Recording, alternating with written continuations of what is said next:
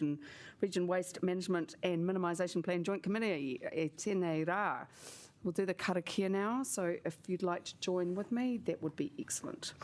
Whakataka te hau ki te uru, whakataka te hau ki te tonga, kia mā kina kina ki uta, kia mā taratara ki tai, e hi aki ana te atukura, he tio, he huka, he hauhu, ti hei mauri ora. Right, so we've just got most people online. That's good. So Martin's going to be a bit late and we'll have morning tea at 10:30. So apologies. Do we want to just move an apology from Councillor Halliday just for a couple of minutes lateness? And Councillor Duffy as well from Greater Wellington. Would you second? Yep. So if we could just vote on those apologies. Just put your hands up, put it in the chat. Aye. Yeah, yes, Councillor Mitchell will second. Thank you.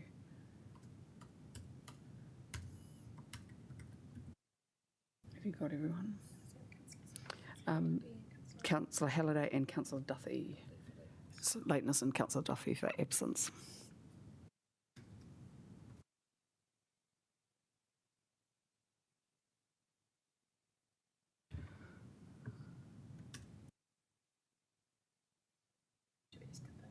That's all good. Okay, ko mana, right, so that's carried. Okay, now we've got conflict of interest declarations. Any to declare? No? Okay, good. And confirmation of the minutes. So I move those. Councillor Mitchell, you're second. Right, any discussion? Okay, so if everyone can vote.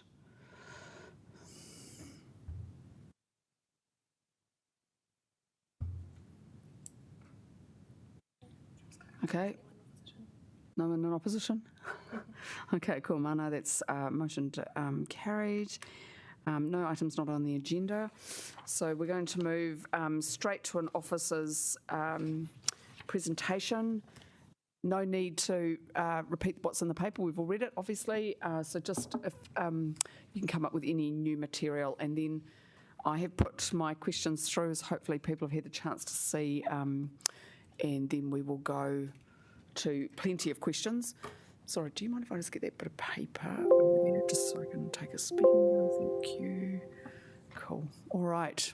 Welcome, Dill. Welcome to everyone. Kia ora. Thank you, Chair. Kia ora, everybody. Councillors, my name is Diljinder Singhopal, Strategy Manager, Zero Waste, Wellington City Council. Thank you for the opportunity to present to you the contents of today's presentation. Lisa Innovate will kindly go into the detail of the presentation. I'll just set it up with regards to some of the topics that we're going to cover today. As the chair has mentioned, the paper is assumed read, and there were some questions that came to us last Thursday that we replied to that you should have already got.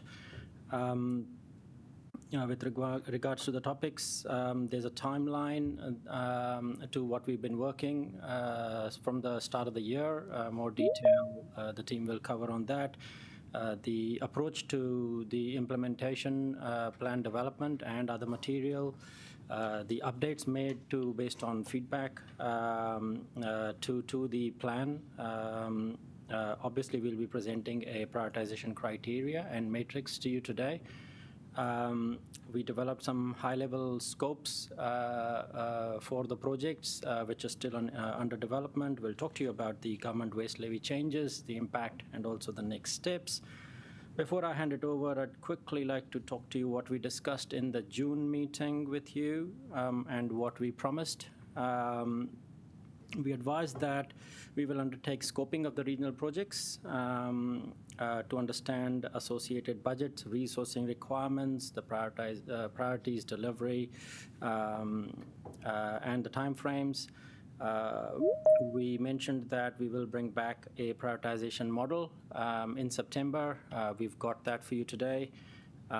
We also have a reporting and a monitoring framework that we will present today. The detail of this will be presented later on in December, but we've got the framework for you here. We said that we will bring back a regional implementation plan in December, but the teams worked hard and we have a full implementation plan for you today.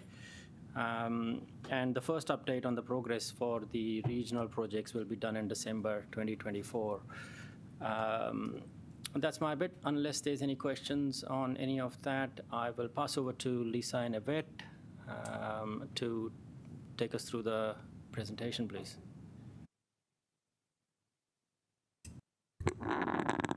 So the first thing we're just briefly discussing is the timeline and how we have approached this. So the WMMP was adopted between December and February this year, and then we moved into the implementation planning phase between March and April. And so in May, we had the workshop with members of the Joint Committee, and at that we received some feedback on the proposed list of projects that we had put forward to look at implementing the regional actions in the WMMP. Following that, we had the Joint Committee meeting in June where some further feedback was provided, and following this we have developed some high-level scopes for each of the projects and started drafting the regional implementation plan. And so that's what we're presenting at this meeting today. So the initial set of proposed projects was developed to implement the regional actions, and then we have refined this a bit following feedback. And we've also developed a framework for prioritising the projects based on the alignment to the desired WMMP outcomes. These projects were then workshopped and the scoping documents developed at a high level. And then we've also aligned these with the anticipated financial year start date. So from the June meeting and the workshop in May, there has been a couple of changes to the project list, which I'll just run through now. The key things is that we have added the waste assessment and the next WMMP development to the project list, as they weren't previously on there, and this is just to reflect their requirement under the Waste Minimisation Act and the significant resources that might be required to implement those projects. We have also moved a few projects that were previously standalone under the Regional Framework Development Project, and so that includes things such as how we're going to approach regional comms and engagement, updating regional guidelines or documents, advocacy to central government and how that will be approached. And we've moved that all under the Regional Framework Development Project rather than having them standalone.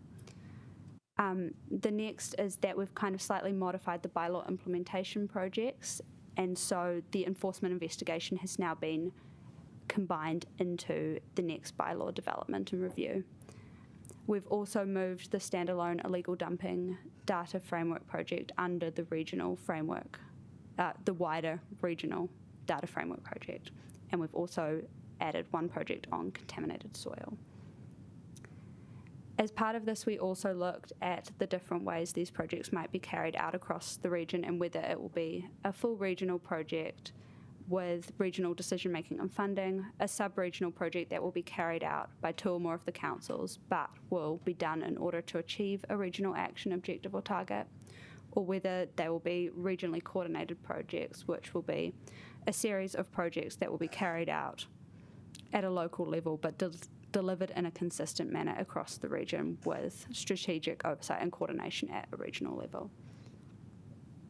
And I'll pass you over to Lisa to talk a little bit about the prioritisation criteria. Great, thanks Evie. So we've got a number of projects now. We had to go through the revision process, so we've now got 19 projects. And what we really wanted to do with this next stage was to start to undertake a bit of a prioritisation exercise to look at which projects would we want to progress first and foremost, and then really stage the others.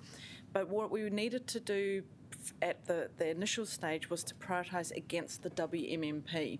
So we went back into the WMMP. It was quite a long time since we'd gone back into it, and we really looked at what are some of the key themes there. And ultimately our WMMP is wanting to divert more resources or waste away from landfill and reduce the amount that's being disposed of. We're looking to reduce our emissions as well, and this is all in line with our targets of the WMMP. We also looked at the type of infrastructure and services that we need to provide to our residents and interested parties, stakeholders within the Wellington region. So we've got a theme there around services and facilities. The fourth element here is around driving positive waste behaviours. So a lot of our behaviour change initiatives come into this stage, trying to encourage people to change their relationship with waste and encourage them to take greater or have greater acknowledgement on our footprint on the environment. And the last one, the fifth prioritisation criteria, was around resilience. So looking at the waste infrastructure that we do have, whether it provides us for a resilient future to help us give effect to the WMMP, but our emergency waste comes into effect here as well. So using those 5 criteria, we then put all of our projects through a grading system. What we've got up in front on screen is a snip, a screen grab of the spreadsheet that we have. And very broadly, if I take you through one project, we looked at, does that project meet each of those 5 criteria?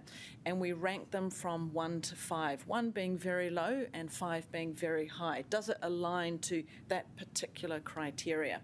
So we went through every stage or every of those 5 elements, and we then came up with a total score.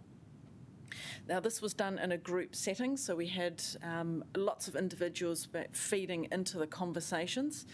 Once we had the total against all of the projects, we then could have an initial prioritisation rating. So in the agenda, there's the list of the key that runs alongside this. So what ended up happening is at the end of the 19 projects, we had an initial prioritisation rating applied to them. Alongside the prioritisation, we also carried out project scoping exercise for each of the 19 projects. Now, these are high-level scopes. We developed them for all projects. And what we've got is a screen grab on the right-hand side of the screen there is what that one-pager looks like. So what are the key topics that we included within that one-pager to really set the framework and help us determine what's in, what's out of scope, what were some of the benefits and targets of that particular project, the start date, who the lead council will be. Ultimately, a council will take the coordination and delivery of the project, and it helps us with the program management over the life of the WMMP. It was also a really interesting exercise because from that we could determine if there were interdependencies with other projects.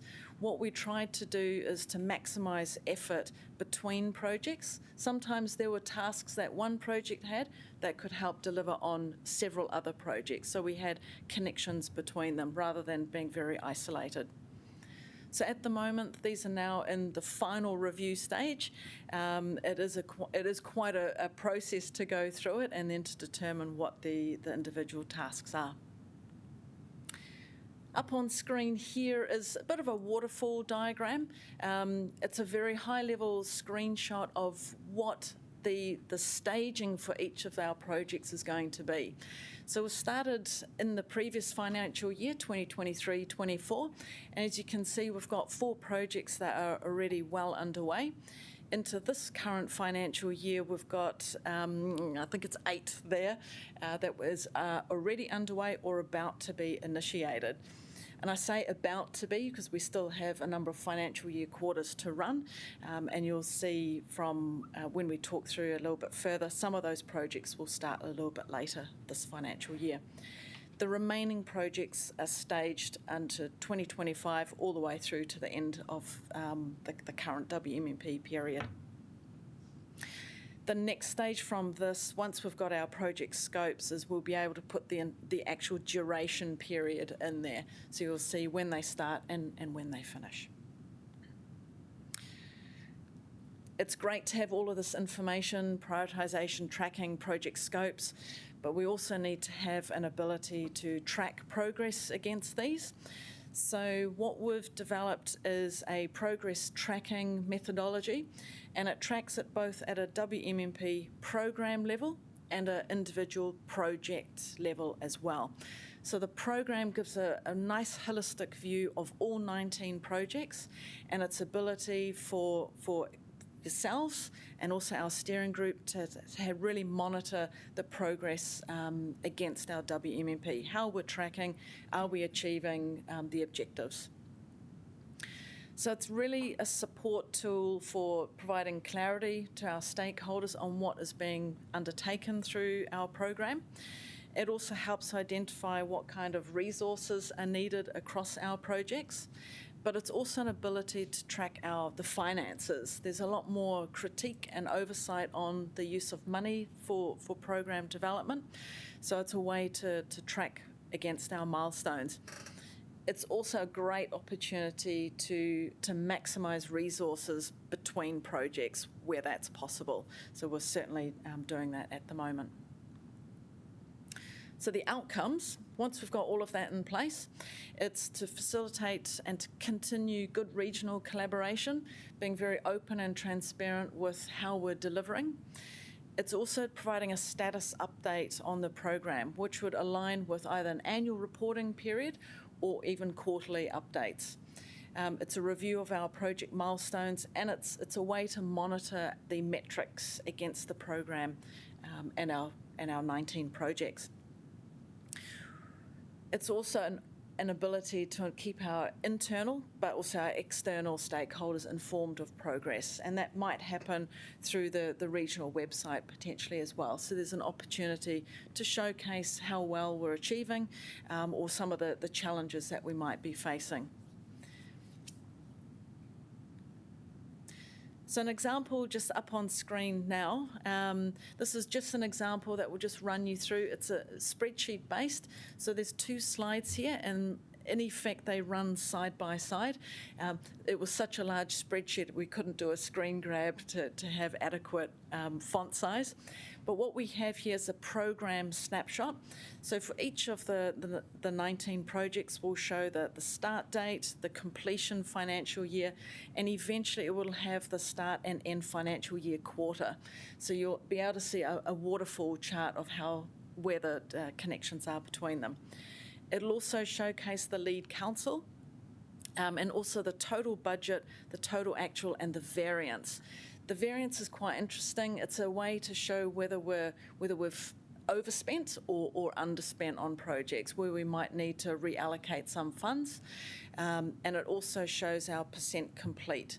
So for this instance, on that first example, it's an arbitrary 25%, so we're 25% through the project. It's just a bit of a progress update.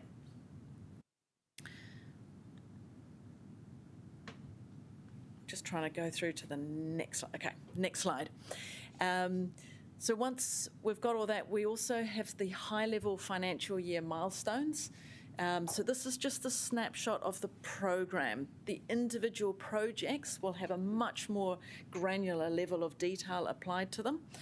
And this next element here is a traffic light system. So you can quickly see which of the milestones are on track through a green traffic light, whether there are some risks or issues associated with other elements, which would be an orange triangle. Hopefully we never have a red square, which would show that we have significant issues and risks. And eventually, at the end of each year, would run through, and there might be a series of ticks to show completed tasks. So it's just a nice way to visualise how things are tracking. And then running in the background, we'll have our issues and risks register as well, so we'll capture some high-level issues and risks in the spreadsheet. So the reporting elements, so once we've got the spreadsheet, we want something that's a little bit more digestible, easy to capture, easy to engage with. So the key elements that we'll extract from that are looking at your lead council and project teams, who's involved, who's going to be responsible for some of the key tasks. We'll also showcase the scope, so this would be your financial year milestones, how we're tracking between the dependencies between projects.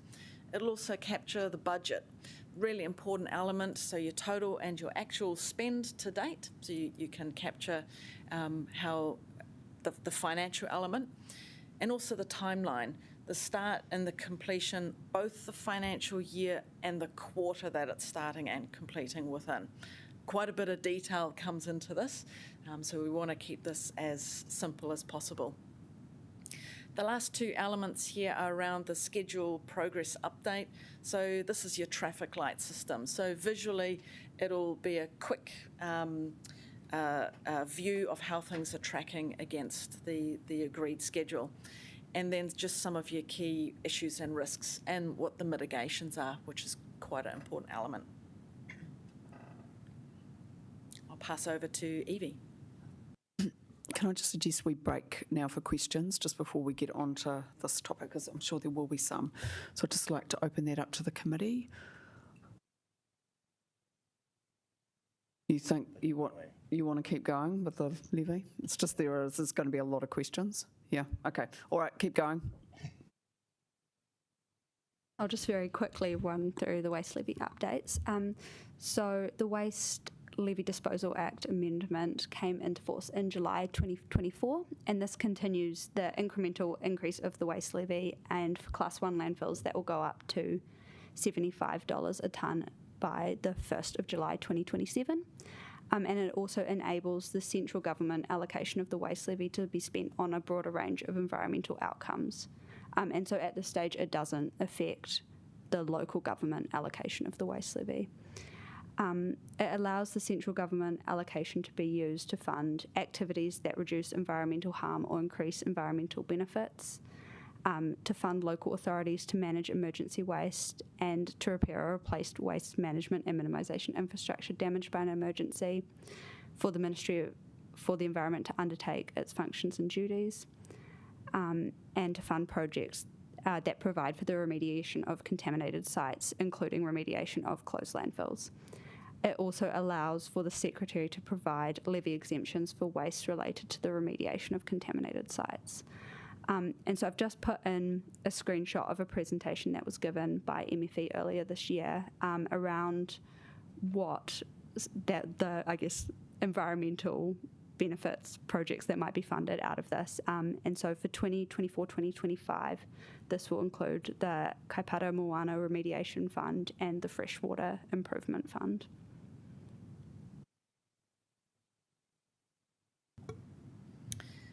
So our next steps from here, we've got quite a list of items.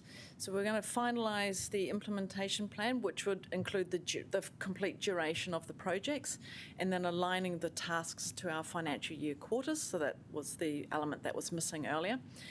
The next step is for the councils to really socialise and engage with mana whenua and the respective stakeholders for the support and delivery of our plan. So discussing how we're going to give effect to some of the projects and where there are relationships. There's also the establishment of the risk register that really sits behind all of this, so we can track opportunities and any risks that do come up as we go through the next several years. The last four elements here are looking at appointing project leads from across the councils, and then commence the delivery of some of the project tasks within the latter part of this year. Also, a key point here is to develop the internal and external progress reporting structure, so the format, the shape, the content that will be provided out, and also as part of the data capture framework, and what we'll bring back in December is tracking progress against the WMMP targets. So it's our first snapshot of that. So we're well underway to collate that data at the moment and start the analysis component.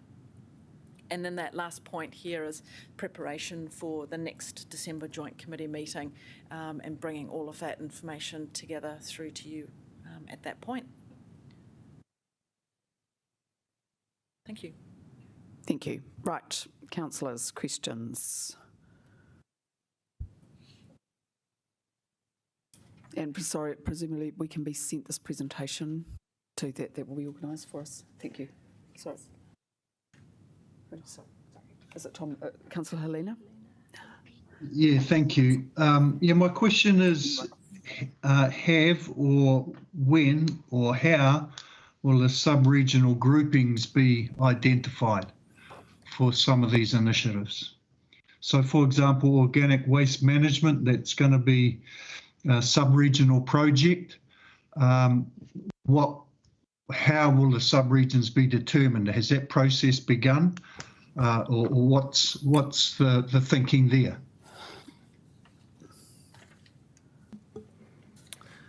I'll respond since everyone's looking at me. Looks like I've got the answers, apparently. To respond to that, so looking at the organics project, that grouping is already in place, so that's Wellington and Hutt City Council. When it comes to the other projects, so we're still finalising the scoping process, but in essence, some of those projects are still a little bit unclear exactly who wants to be involved. So looking at, for example, the business engagement project, that's something that we've discussed at the Regional Waste Officer Steering Group, and there was definitely a strong view that should be done at the regional, like consistent across the region. But ultimately, whether or not a particular council is involved will also depend on whether they feel like they've got the budget to contribute to it. So given that there will be some significant investment required, so I think it was $500,000 for the coming year, and that we felt is needed to give it scale to actually reach a significant number of businesses. So there is still some decisions to be made in terms of like who wants to be part of each of those projects. Another one that's still a little bit unclear is, for example, the regional litter monitoring and reduction projects. So on the litter monitoring front, we talked about establishing a clear framework of how we do that. But then the question is, do councils individually put in place measures to do the monitoring, or do we do that regionally? Together. It could be a joint procurement process to identify one party, or it could be the different councils going out individually to see, identify who they want to work with. So some of those detailed questions still need to be worked through. Just to add to that then, thank you, Dal.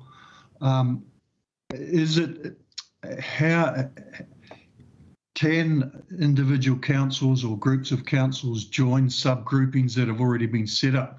My concern for the Wairarapa is some of those big initiatives, those high priority initiatives.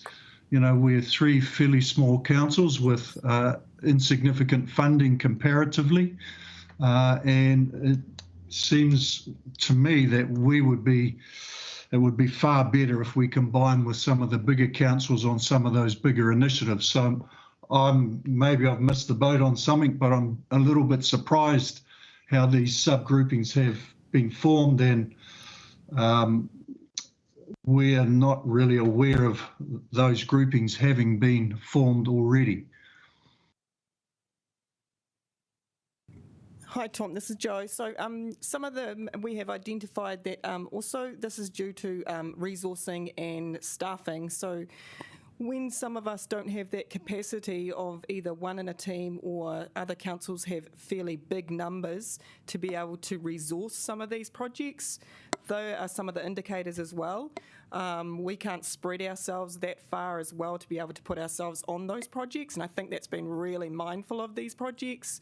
Some of the projects also, we probably wouldn't be across those. Some of the ones like Wairarapa have our own MRF, so those are some of the projects we wouldn't be a part of because we don't need to be a part of those, so we wouldn't put money into those. And that's some of the indicators that why we wouldn't be across some of those big projects. So we have thought out some of these projects, identifying which ones that are needing for the Wairarapa or not. It doesn't mean to say that some of those other projects that we might come into play in a different way later on down the track. It's just we're being mindful of the costs as well. So we don't have a big pool of money, so we have identified what we can afford and what we can't, and what our priorities are for the Wairarapa, and just being mindful of our resourcing. So it has been very well thought out, and what projects that we can put our money to and our resourcing to. So yeah. Well, thank you, Jo. I look forward to getting together with you officers so we can discuss this further. Thank you. Did you have a follow-up question on that one just before we got it? Yeah, just a couple of things in there. I think one is just assurance for our colleagues from some of the smaller councils that those regional projects, and I'll just use the food organic one as an example, are being led by particular councils, but certainly there's an intention that they will cater for all councils if councils want to use the facility or service. And secondly, I think when you get down to the budget line, there's a lot of, it's per capita across the council, so, you know, smaller councils will be contributing smaller amounts. Could we just get a comment on those, please? Yeah, so on the cost, when we went through that prioritisation exercise and determined some high-level estimates for what each council would need to put in, it was quite interesting that when you add up all those costs, and I think this is in the paper, I can't quite, if you tell me what table or page number it is, that would be very helpful, thank you. Ultimately, the total cost for the coming financial year would be in the order of 1.1 million. Now, that is clearly a significant amount of money, but in relation to the total, so that's... Page 15, I think. Is it page 2? Oh, yeah, that's been attached to the paper, yeah. So Page 15 is a table That's right. of costs and population, yeah. So it was quite interesting when you then add up all the costs and you allocate them by population basis, the total amount was 1.1 or 1.2 million. However, in relation to the total amount of waste levy funding that the region currently receives, this is only about 11%. So it's actually, in the overall picture, not a very significant amount of money in relation to the total amount of waste levy funding that councils receive. Now, obviously, there's a bit of uncertainty around how much funding councils will receive in the future, because the government has already flagged there might be a review of the share that councils will receive in the future. But for now, for the next 2 to 3 years, I think there's a reasonably high certainty that there is a significant amount of money available. However, having the money is one thing, having the people to work on those projects is quite another. And this, I think, is probably a bigger challenge for the smaller councils, and you know, acknowledging the challenges for Wairarapa here, but ultimately, that's a decision that we have to jointly make, and those councils have to then come to the party and say, can we commit to this or can we not? Okay, thank you. Sorry, Councillor Hayward, your questions now. Kia ora koutou, ngā mihi. I first of all wanted to say thank you to the officers for preparing the documentation and responding to the feedback from us in terms of the refinement of the model.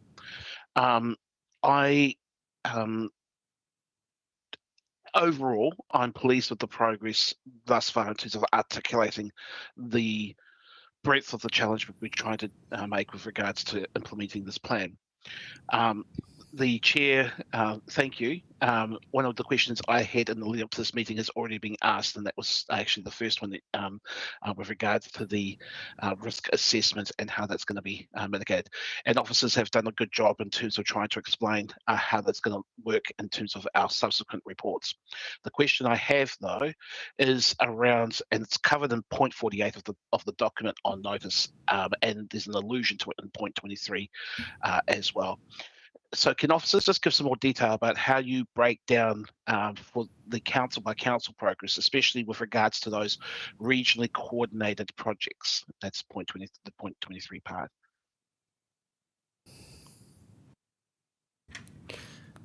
Thank you, Councillor. I'll take a slight step back with regards to the approach of developing these 3 subcategories. If we had our day, we would do all the projects together regionally. That's the 19 of it. We then went into the conversation, all right, we can't do them all together because we do not have as much money, and we also do not have the resources. The money thing, yes, we can make it work, and based on what Ewan has just mentioned with regards to the waste levy, but it's mainly about the resources. So then we came up with the sub-regional projects. So 2 or more councils would shoulder the responsibility and the burden for the region, and whoever wants to join the party, up to 8 councils is welcome.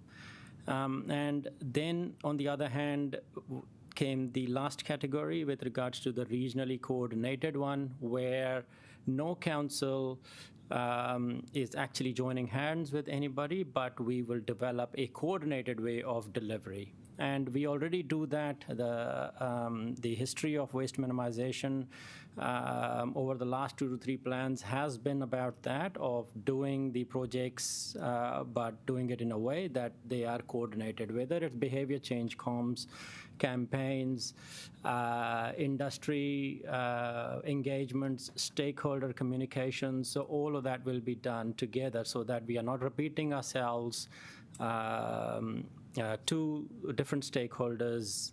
We are not going to marathon 4 times through different councils. So that's the thinking around the regionally coordinated ones, and those projects need to be developed as well. We have a list over here, but how it's going to work out is something that the project scopes will determine and give you better clarity over the next coming months. Does that help? I have one sub-question, if I may. Yeah, of course, go for it. Thank you. Thank you for that response. It does help. I guess perhaps, how about I articulate it this way?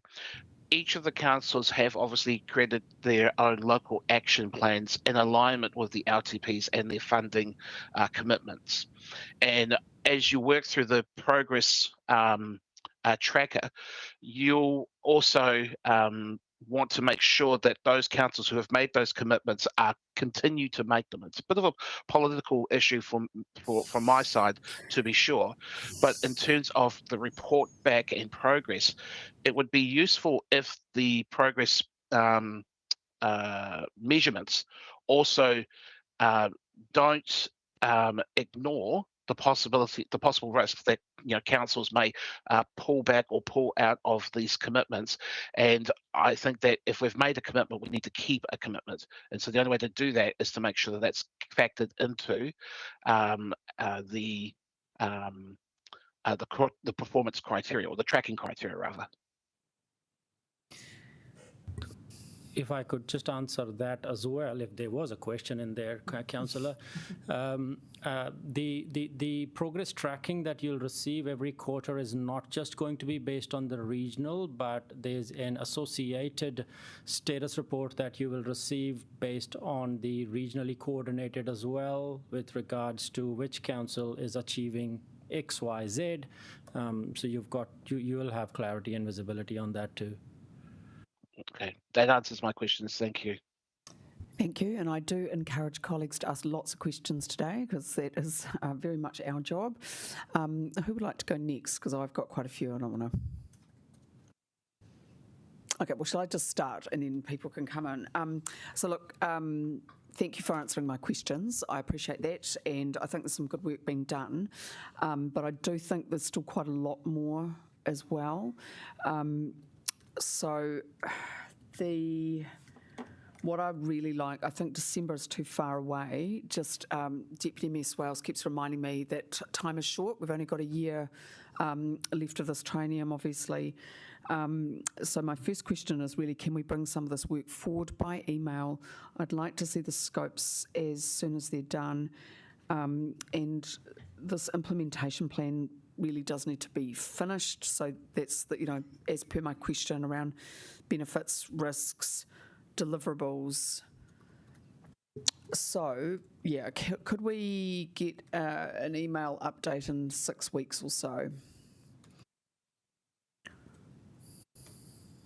Specifically around what, Councillor? So I would like to see this implementation plan finished, essentially. And I would like, and that to be sooner than December, because that's over 3 months away and it's too long from my perspective. So all of those things which you would expect to see.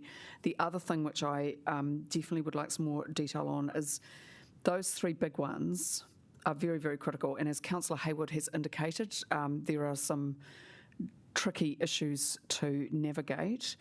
So, for example, where we're talking about investigating and delivering solutions to process and beneficially use organic waste, I need to see more detail there about what we're delivering each quarter so that we can see that we are on track. This is a massive project, even though it's just 2 of the councils now involved, although Councillor Helena, just as a tangent, I'm very, very happy to work regionally with any council that wants to, personally.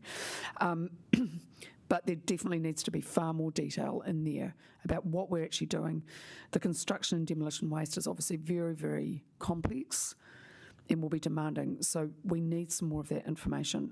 Because what I guess I basically don't get from this presentation is what work are we actually doing this over the next 3 months to make progress, particularly on those 3 things. So while all the reporting is very important too, of course, which is what I'm asking about, actually doing the work is important too. And we really don't have a lot of time. And obviously the other thing too is, given we're in a different political environment, which I'll come to later, we need to be really sharp on delivery. So yeah, the question is, can we get that earlier? Can I just ask for a little bit more clarification before I try to answer those questions? Yep. In terms of trying to get the implementation plan finished, I don't think, in my view, there is a point where we're going to have a plan that's published and it's printed and it's done. I don't think as officers we ever talked about a document like that. So the implementation plan really is a state of play at any particular point, and it will be evolving. Because some of those questions in terms of resourcing from Wairarapa, I don't think this is something we will find an answer to in the next 1.5 months or even 3 months. So there's some remaining questions that I don't think we will be able to answer, and I don't think the operational structure is geared up for that at the moment, and I'll just give you an example for that. So we have currently in play, and that has been in play for quite a long time, we've got a Waste Managers Officer Steering Group, and that's basically kind of the operational way of how we work together as a region, right? Now, it is very clear that there wasn't, that in the last WMMP we didn't deliver as much as we would have liked to. There is clearly more emphasis now on actually delivering, and I totally agree with that. But it also means that we have to reflect our operational structures to enable that to happen. I don't think that's in place at the moment. So ultimately, in order for the steering group to act, we need to make some changes, and some of that will have to happen through individual councils. And one example of that is whether the people on that steering group have the delegated authority to act. Because ultimately we can't have meetings at an operational level to try to answer your questions and to respond to those requirements if the operational arm is not ready to do that.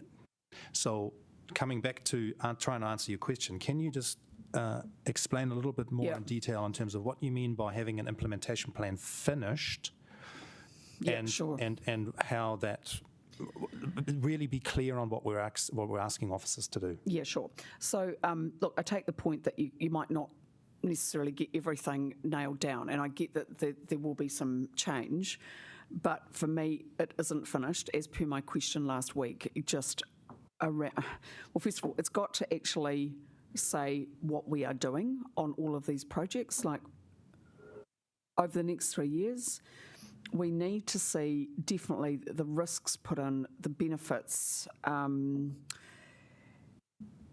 is absolutely critical, and I would like to see the scoping documents. The reason I'm being quite strong on this is that I've now this is my second WMMP. We came in the first time from a point of not a lot of success, and we absolutely have to deliver this time. So for me, there needs to be a laser sharp focus on this. And also, of course, we're accountable to our communities and accountable to our councillor colleagues on our respective councils, that we just need to be saying we are getting stuff done. So I want to know, some of the things that you have listed on your presentation, when can we see that in this implementation plan? Because as I said, I just don't think it's quite there yet. And hopefully it's not going to take a whole lot of work. And of course I would expect that some things will evolve over time. But particularly the deliverables, what are people going to be doing? Because we've now spent a lot of time doing a plan, which is great, and doing the assessment, but we have got to get some stuff done. And we need to be fast, because we have spent over a decade And of course, then we lost time because nothing happened after the passing of the Act for some years, right? So, you know, we need to move. The other thing too is being accountable to government. I do want us to be able to be really staunch and to be proud of what we've done, so they can't say, well, what have you actually done with the money? And we may be under closer scrutiny. We've never had any money from the fund. Sorry, this is now turning into a bit of a discussion, not questions. And so I would like to get some money, but if we can't, you know, we're going to have to be quite flexible. So for me, there is, quite a lot more to do, which I tried to articulate in my questions, written questions. And I guess that I get that you need to do some work, and that's great that you're telling us that, because then we can help. But the officer group is accountable to this committee for delivering, right? So we're just trying to, and we're obviously working together, just trying to get these things done. And I am a big champion of transparency, so I would like whatever we've got should be out in the public and saying, look, we're doing this, and then we're working towards that. This is, you know, the way that local government should be working. Thank you, Councillor. All this time I was trying to focus on the questions that you had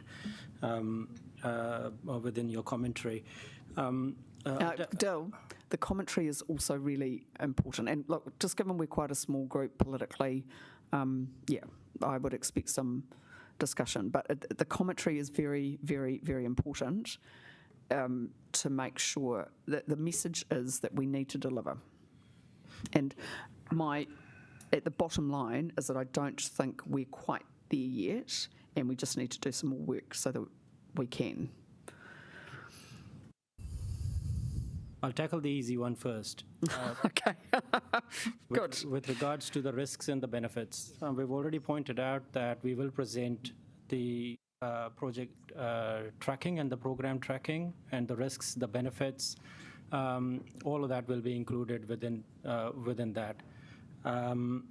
The other one is the scopes. The scopes are still being developed, lead councils to be established, budgets to be established, and also to be approved from internal councils. The steering group itself does not have the authority to forward the scopes without every council's operational management's approval. We do not have that yet. Nobody can make that call for any council. I cannot make that call for Wairarapa, and neither can Yearn for any other council. Well, but presumably, I'll wait to hear from councillors, because I am very happy to release Wellington's work, to say that that's what I think our staff should be doing, yeah? I haven't forwarded you that work, Councillor. I don't know where you got that from, so... But we need to be transparent, okay? There's a lot of public money going into here, yeah? I wasn't discussing transparency. I'm very happy to be transparent. I'm just talking about protocol here, that I cannot release anybody else's work till the time they've given me their approval. Okay, yep. And we can just hear from colleagues once we've got through this. Anyway, so that is... So I hope I'm making myself clear on that protocol, Chair. No, I understand that, but we need to get this work finished. And okay, so if you want to just keep answering questions. Thank you. I've spoken about the risks, the scopes, the finished implementation plan with regards to, as Yearn is saying, that plan at the moment is with you for endorsement, and we will now take the next steps to go and talk to our stakeholders with regards to delivery of the plan. This meeting was always about coming to you with an implementation plan that you are happy with it, so we could get on with delivery. Outside of that, there are 4 or 5 big projects that we are already progressing. The organics waste management, there is no mandate for the region that we are hiding behind. We've already gone ahead and established a group of a sub-regional project that is well underway to have a facility ready, hopefully in the next 2.5-3 years. C&D demolition and waste management, yes, I understand that you need more clarity, and we will provide you with better clarity in December, or if we could do it based on the discussions with the steering group, if there are resources to do that, we will provide that to you on C&D as well. Regional Resource Recovery Network expansion project, which already is ongoing and under progress. Wellington City has established Tiara Zero Waste, which you are very well aware of as well. And I think there are some other examples happening around the region with regards to Kapiti leading in that space with regards to C&D and other materials recovery. So this meeting was not going to be about the contents of that, and we are very happy to give you that clarity going forward with regard, once you endorse this implementation plan for us. Thank you. So I agree that I note that it is a noting, not an agreement, and I think we'll just come to that whether we change that. My question, though, at the core was, can you bring this work earlier? Because that is still over 3 months away, what you're talking about. To respond to that, Ian from Hutt City Council, I don't think it's doable. And I mentioned that really early in my response that we have an existing structure that we're working through.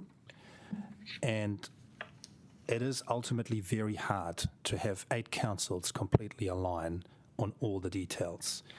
And while it has taken quite a long time to get us to this point, I make no apologies for the fact that it has taken that time, because it takes time to bring 8 parties along. And that's, I understand that there is a drive and a wish to get to the implementation phase, and I'm absolutely in agreement with that. I want to do that too.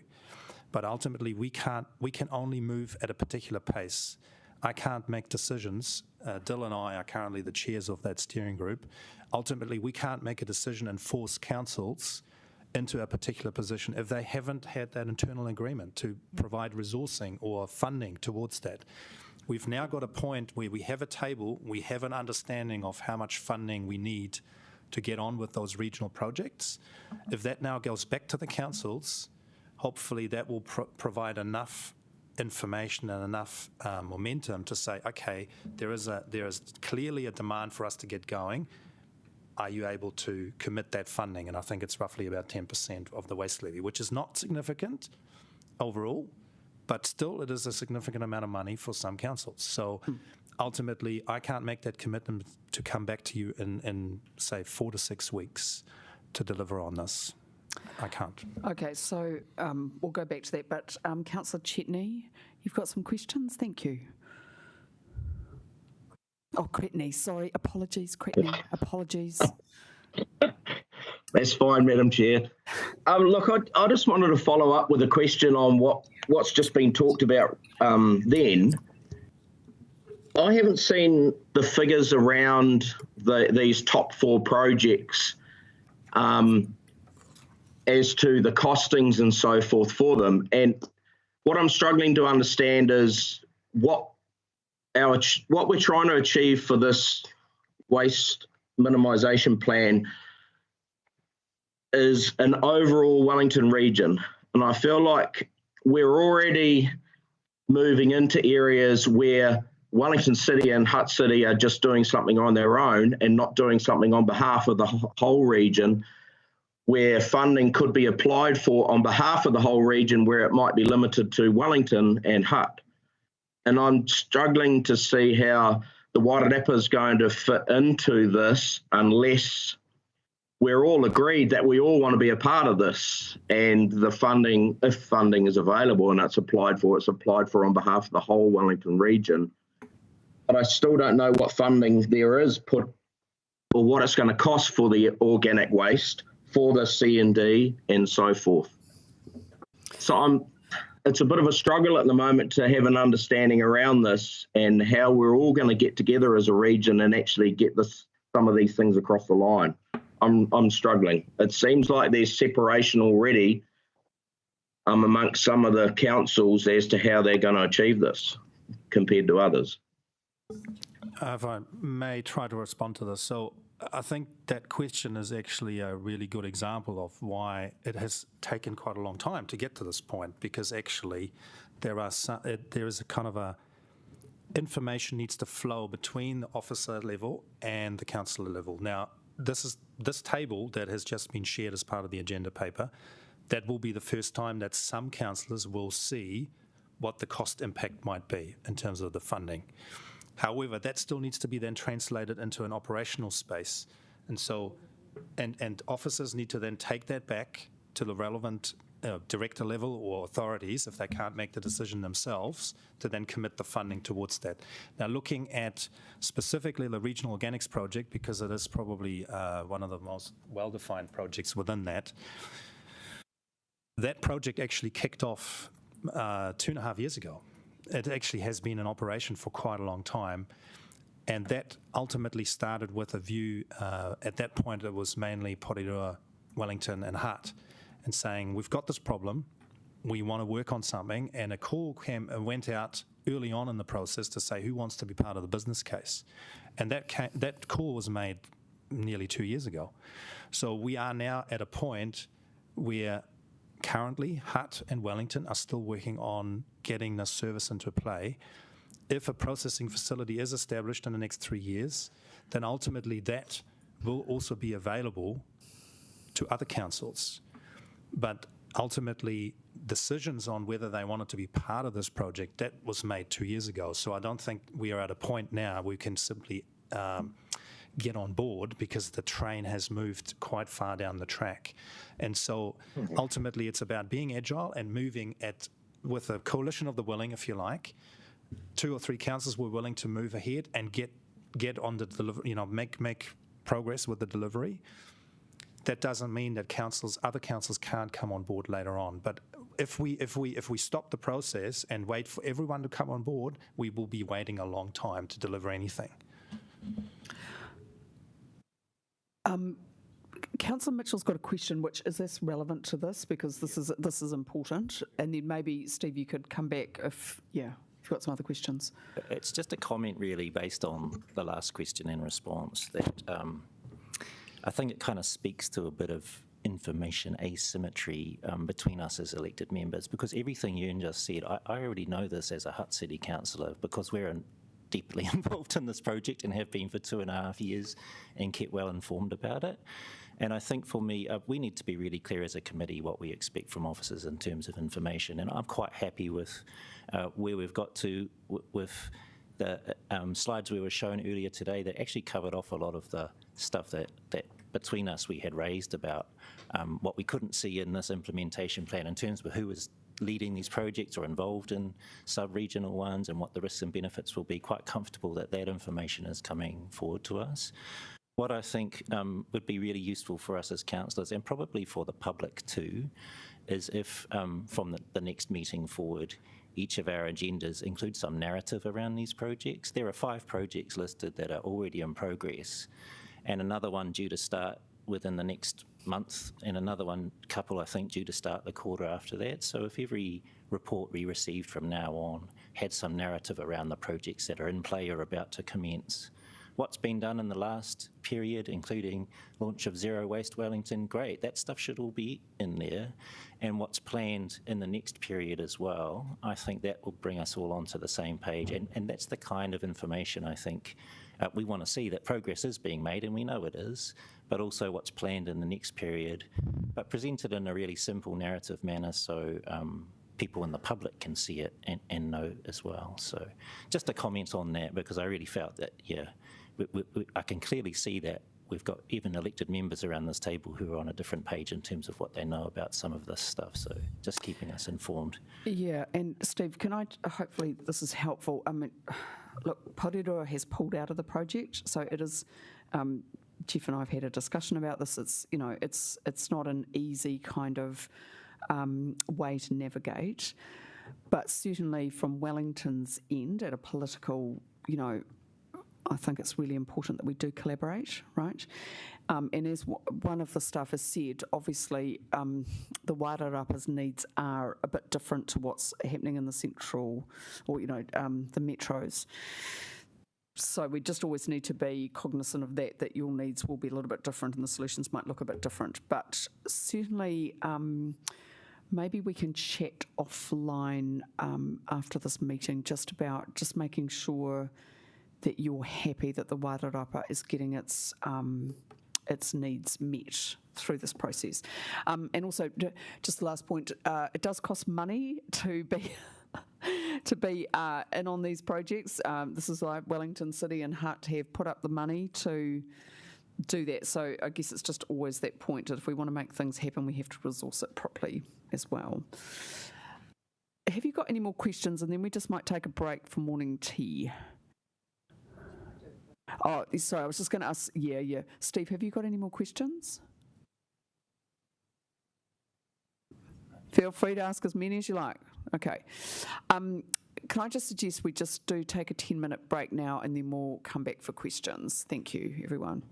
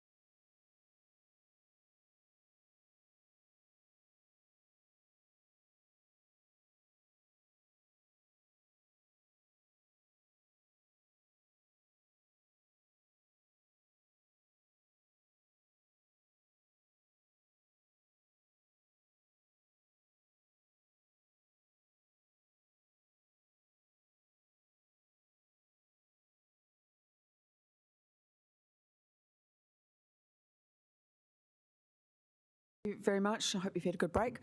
Right, let's continue with the questions because this is a very important part of our governance role.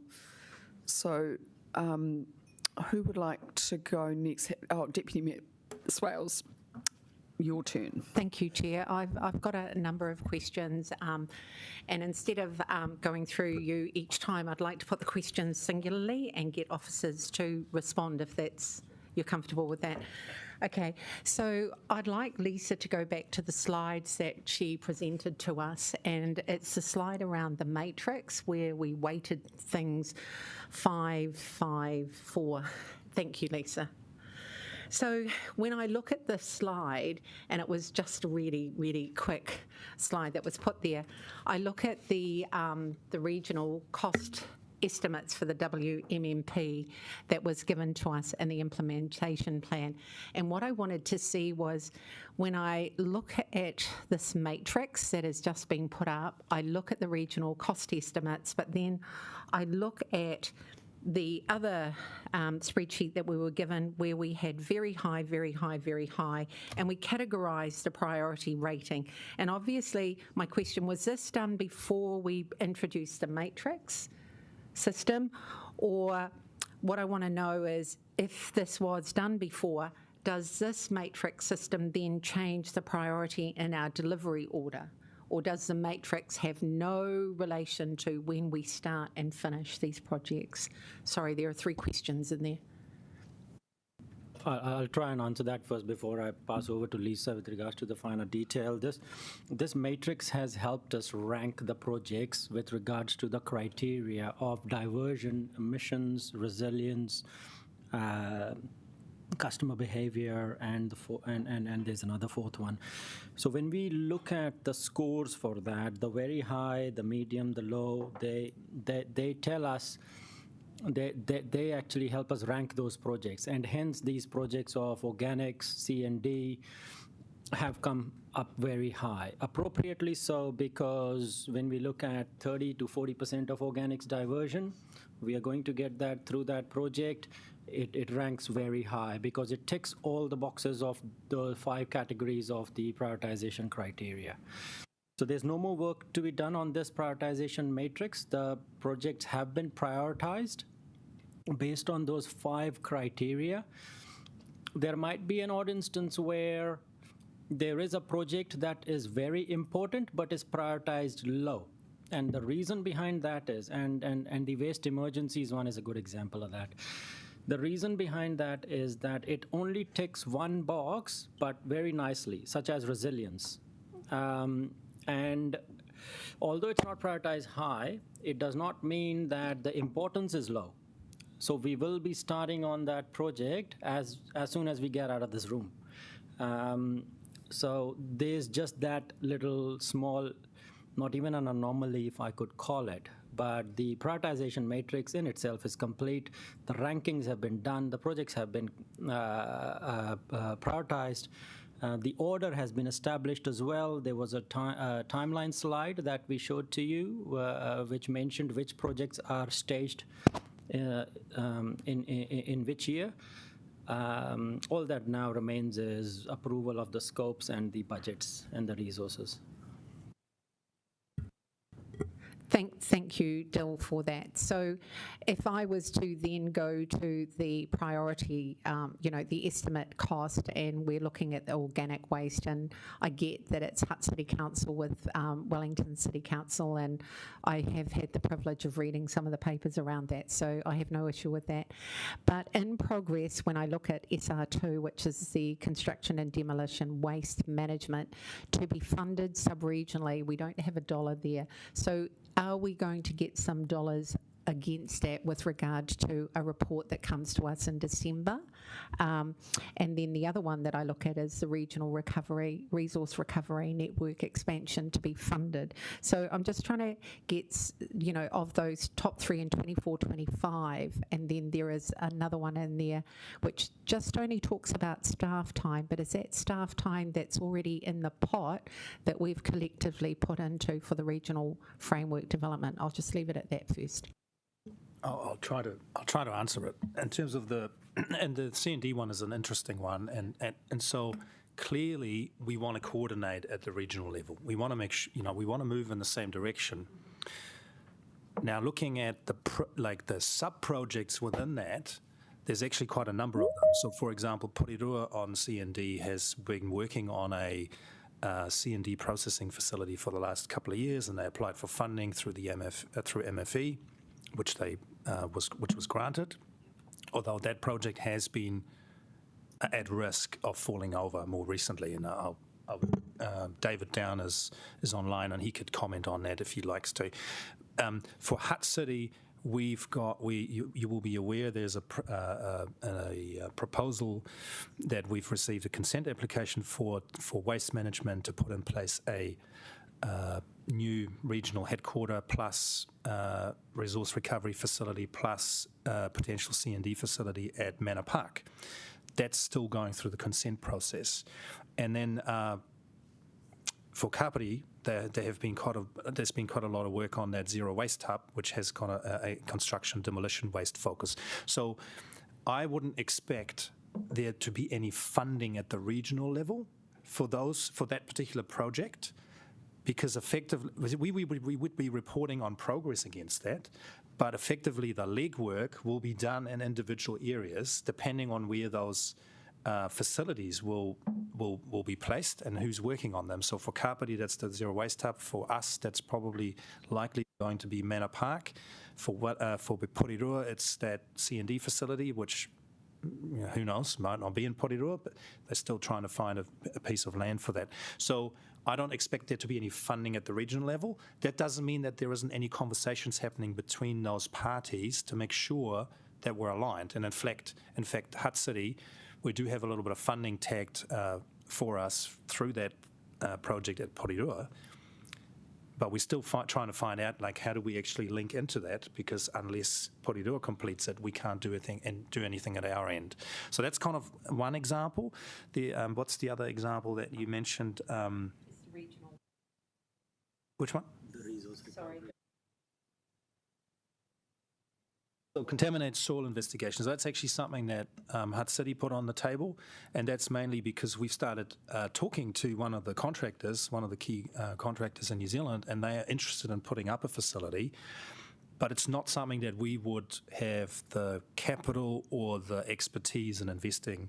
So we're trying to work with a party that wants to invest in it, see if we can find a suitable piece of land, and if that happens, then that could actually become almost a de facto solution for contaminated soil in the region. That doesn't necessarily mean that every other council in the region has to do this or build like a contaminated soil remediation plant. You might have one or two in the region, but you probably won't have 8. So again, we want to make sure we share information at the regional level, make sure everyone's aware of what's happening, and if one council either invests themselves or helps facilitate an investment through the private sector, I think that's a good outcome that then other, businesses in other areas can tie into. So it's a very conscious decision that not all of these projects have regional funding. Some of them will have some staff time allocated to them, or will have to be. There's still a question of how do we actually resource this, because as you will be aware, most councils have FTE caps. So if we say, well, we want to deliver those projects now, then we have to make a decision, well, where do these staff sit? It's easy to say, well, we have the funding to employ another person to help Evie deliver on the work program, but unless we have a host council that is willing to host that person, we cannot get an additional person. So those are sort of the real operational, mechanical things that have to be put in place in order for us to deliver. But ultimately, not every project will be regional, even though it's on the regional implementation plan. Thank you for that, Ewan. And so a follow-on question for that is, looking at a number of those projects, or a couple of those projects that you've said are sub-regional, and it's possibly over maybe 5 of the councils that are sitting around the table out of the 8. When we get a reporting dashboard back to us, will it have a reporting dashboard of where each of those councils are from a sub-regional project report, or is it going to be at the upper level, and it shouldn't be because it's not a regional committee? So it's trying to get my head around what I'm going to be given and presented by the officers. So that's my question at that point. I'm happy to say that, at least from a Hutt City Council perspective, we will provide that information so it can go into those regional update reports. I think there's kind of the reporting framework, tabular matrix type setup that Lisa commented on. I know that for Hutt City, for the last 6 years, our committee, the Climate Change and Sustainability Committee, gets a waste minimisation program update every quarter. And for those councillors that are not already doing that, I would highly recommend that you do, because it means that councillors are cognizant of what's happening at that level, not just in terms of the local action plan and the work that each council is doing, but also like, okay, what's happening for things like the organics project that we're doing jointly with Hutt City and Wellington. So I think it's that needs to come through, but ultimately when we pull together these reports for the Regional Joint Committee, we rely on each council to provide that information.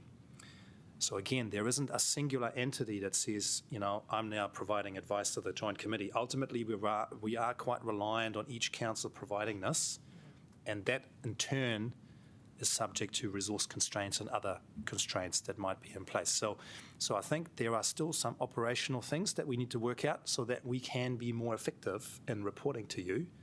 But my intention, absolutely, and I can only comment on Hutt City, absolutely, the things like projects like Manor Park, that will become part of that report back for the regional action so that you know what's going on in that front. And it would be great to have that come through from Kapiti and also Porirua so that you have a picture of, what's happening to actually deliver on this, so that we don't get to the end of the WMMP and then we all look at each other and we smile and say, well, we may give it a good bash, but we didn't deliver anything. Hopefully this time we know the 6 years in advance if we're not going to deliver. Or better, by reporting on lack of progress, you can then say, okay, actually we need to do better. And then we need to change things so we can do better. So thank you for that. And then that segues really, really nicely into my next question, which is around timelines. So I'm assuming that when we get a dashboard from each of the sub-regional projects that are out there and the regional projects, that we're all used to receiving a dashboard that's quite similar in our risk and assurance program, where it, puts all identifies the project, puts all of the risk there, progress to date, funding, and even breaks it down into quarters. So that's what I'm assuming that I will be expecting.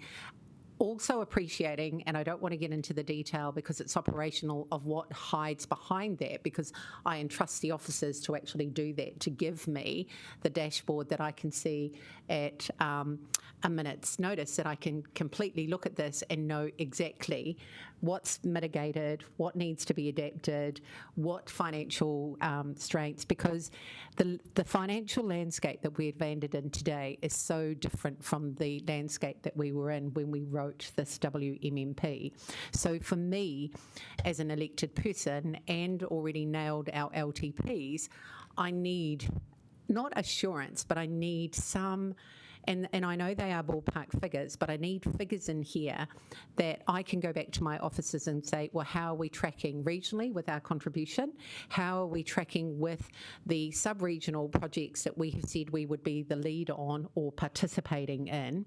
And then also not forgetting that actually we have a local commitment to our own community that we actually went out and consulted on. So knowing that's there. My other concern is when we're talking about timelines, this only goes to 26, 27. So when will we get a commitment of it going through right to the very end? Because I'm cognizant of what you said, that in the last WMMP, I don't know what we achieved and what was a carryover, and I don't even know whether any of those carryovers actually landed in this one. So, maybe sometimes less is more rather than more is less or whatever. But I just need to take on from what the chair has said that there is some commitment that at least we have either in a dashboard, a progress report, and a timeline that we know that we're actually meeting. And if we're not meeting, what is the risk of not doing that? So, yeah, could we get that, Liz? Lisa, before you answer, can I just come in here? We'd love to provide that to you, Councillor. At the moment, we've got one resource that is shared by the region, that's EVET. The work that we take on to satisfy the expectations of the joint committee, we are already having discussions amongst the steering group. How do we do that? We've been lucky to have Lisa with us over the last 1.5 years to support us with all of this work. Within the resources that we have and what each and every council can come up with regards to their funding, we are going to need more shared resources. At the moment, as I said, we only have EVET. So just please be mindful with regards to that we'd love to do all of that. We'd love to, provide you with all of the documentation, but there's a piece of work that the steering group needs to do to stump up the funding and the resources so that we could actually provide that to you. So before we go to Lisa, so why haven't we seen something that tells us we need an extra resource when we as elected people have committed to a program of 6 years that we want to see a delivery? If there is a shortfall in FTEs to deliver that, why are we only hearing about that now? I think with regards to this has been a funding and a resource risk has always been for the steering group. This conversation has been prevalent over the last 1 year. And what we are going to do now is try to put up a paper to each of our councils with regards to how we need to fund shared resources, emulating what EVET does for us. So I'm only putting forward the conversation that the steering group is having and facing with regards to the funding and resource, so that the steering group, so that the joint committee is also cognizant about it. We've spoken about this, I think, at the last few joint committee meetings as well with regards to the funding requirements. And it is for the steering group to accomplish, but then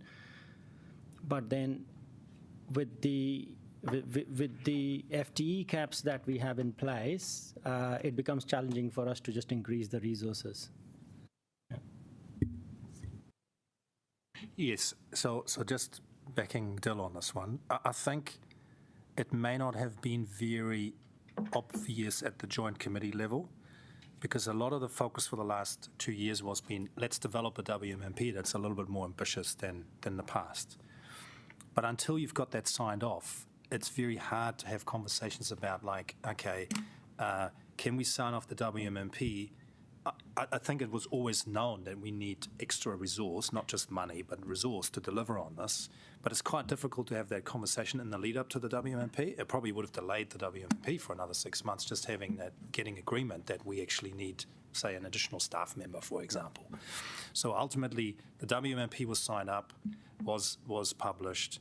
We then started work on this implementation process, and actually scoping the different projects is quite useful because it now gives us the ability to say, okay, well, it's very evident now that you can't deliver 19 projects with just the same, if you keep doing the same, then you're going to get the same results. So I think, but that was, to a number of us, that was always evident, but now we have a little bit more of the evidence to say, okay, there's clearly a shortfall here. If we want to deliver this, assuming you endorse this later on today, then it's a way to us to go back to council and say, we've got a shortfall of resources, so let's how do we fix this?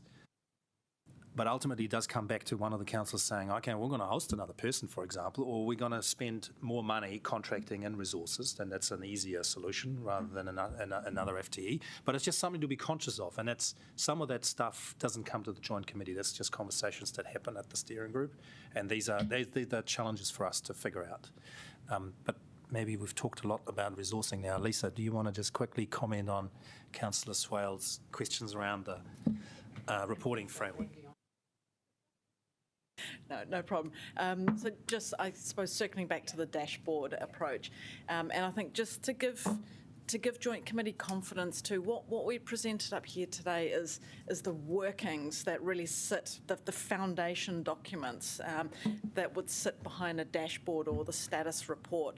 There's so many different terminologies, so maybe if I use dashboard approach, the dashboard would come to Joint Committee, which would provide a summary of how projects are tracking, and I put a slide up earlier, like the key reporting elements that would show on there, so the scope of the project, the financial year milestones that we're tracking on Q1 through to Q4, so what's coming up versus what's been completed. There'd be a traffic light system to show visually how things are tracking, so it's a quick scan for the eye, and in there's also the timeline to show what we're doing in this financial year versus other financial years where a project runs across multiple years. And there's also the budget element as well, which would be in, so your total budget, the actuals that are spent, and if there's any difference in those values, so if you're over budget or tracking on target. And then, of course, the risks and issues are highlighted. So it gives you I'll use a term like a one-stop shop, a one-pager that you can pull up. It wouldn't literally be one page, but it would be a document that you can summarise the projects, and you can take that forward. So we'd have that for the projects that are currently in operation and possibly those that are coming up. We probably wouldn't show the ones that are further down the track, say in 28, 29, because we're just not at that stage yet. I hope that gives a bit more clarity. So I'm assuming that we have a collective pot of money. Is that correct? Yes and no. So the way this works is that councils individually receive waste levy funding, assuming that, for next financial year, we need something like 1.1 million to deliver on this regional work program, which is overall about 10% of what waste levy funding we receive. It's now up to the councils to say, okay, can you contribute that? And if the answer is yes, then once the projects get underway, and in looking at the business engagement program or maybe actually better, the future residual waste disposal study. So if that's done at the regional level, and let's say it's about $500,000 over the next couple of years, then we might engage a consultant. We might go through a procurement process. Someone obviously needs to drive this. We engage a party to then help us work through that in the same way that we engaged Becker at the time to work through the dummy MMP, and that was $500,000. So then that cost is allocated out, and basically councils get invoiced for it. But in order for that to happen, we need councils to make sure that they agree with the, that's your expected funding that you're expected to contribute to those regional projects. Now, and this is where I alluded earlier to how the steering group is set up. Now, some of us on that group can make that decision. I can make that decision. Others cannot. So then it takes time to work through this. So this is how projects, how the councils are set up. So is there a regional pot of funding? No, but there will be once we get underway and the dollar figures are agreed, and then we just get invoiced individually. And in the past, it's been Wellington that's sort of been holding the funds, but it can be any other, like Purirua's held it for a while as well. So it doesn't matter really where it sits. We just need to one council to kind of pull it all together. Sorry, Chair. So when I look at paragraph 45, where you've done a breakdown of, all of the councils and a percentage of the waste levy, 24, 25, 25, 26, 27, I believe that each of the councils adopted the WMMP, and that I'm not going to ask who has the delegated authority to actually ask, or sit around the steering committee and commit each council to this. So are you saying that we should take back to each of our respective councils an indication of this is what's required over the next 3 years? And for those that don't have a delegated authority, but I'm not quite sure why you need that if all of this is coming out of the waste levy, which is said in the papers at the beginning. So I'm just a little bit unclear why. Could I have a little bit of clarity around that? It probably depends on how each council is structured at an operational level. I'll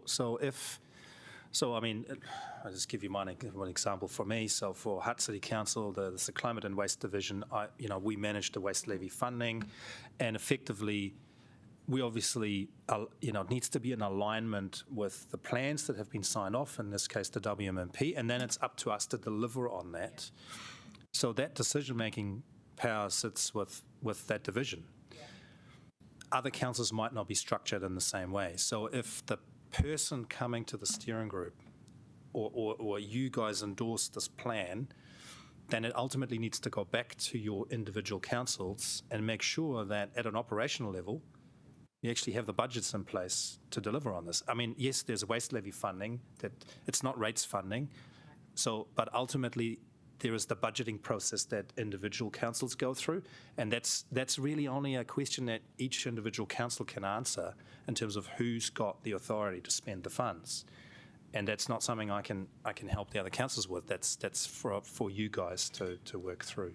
Yeah. Can I just ask a question here of the elected people that are here, or the officers that are here? Because we're really pushing, and I'm pushing the chair and the deputy chair, and I sit in the same space, that I actually want to see this thing work, and I want to see some, rungs on the board. So is there an expectation or a participation of those officers that don't have, that a paper will be prepared and put in front of the elected members? Because, if we're asking officers in December to come back with some quite, helpful information, that we can actually get that, because, I take on board what my colleague has said from Carterton, that there are some regional and sub-regional, and maybe some of those projects need to be dropped down to sub-regional projects if we don't get the collective. But I don't see that we should actually put full stops by some of those things just because some councils can't come to the table.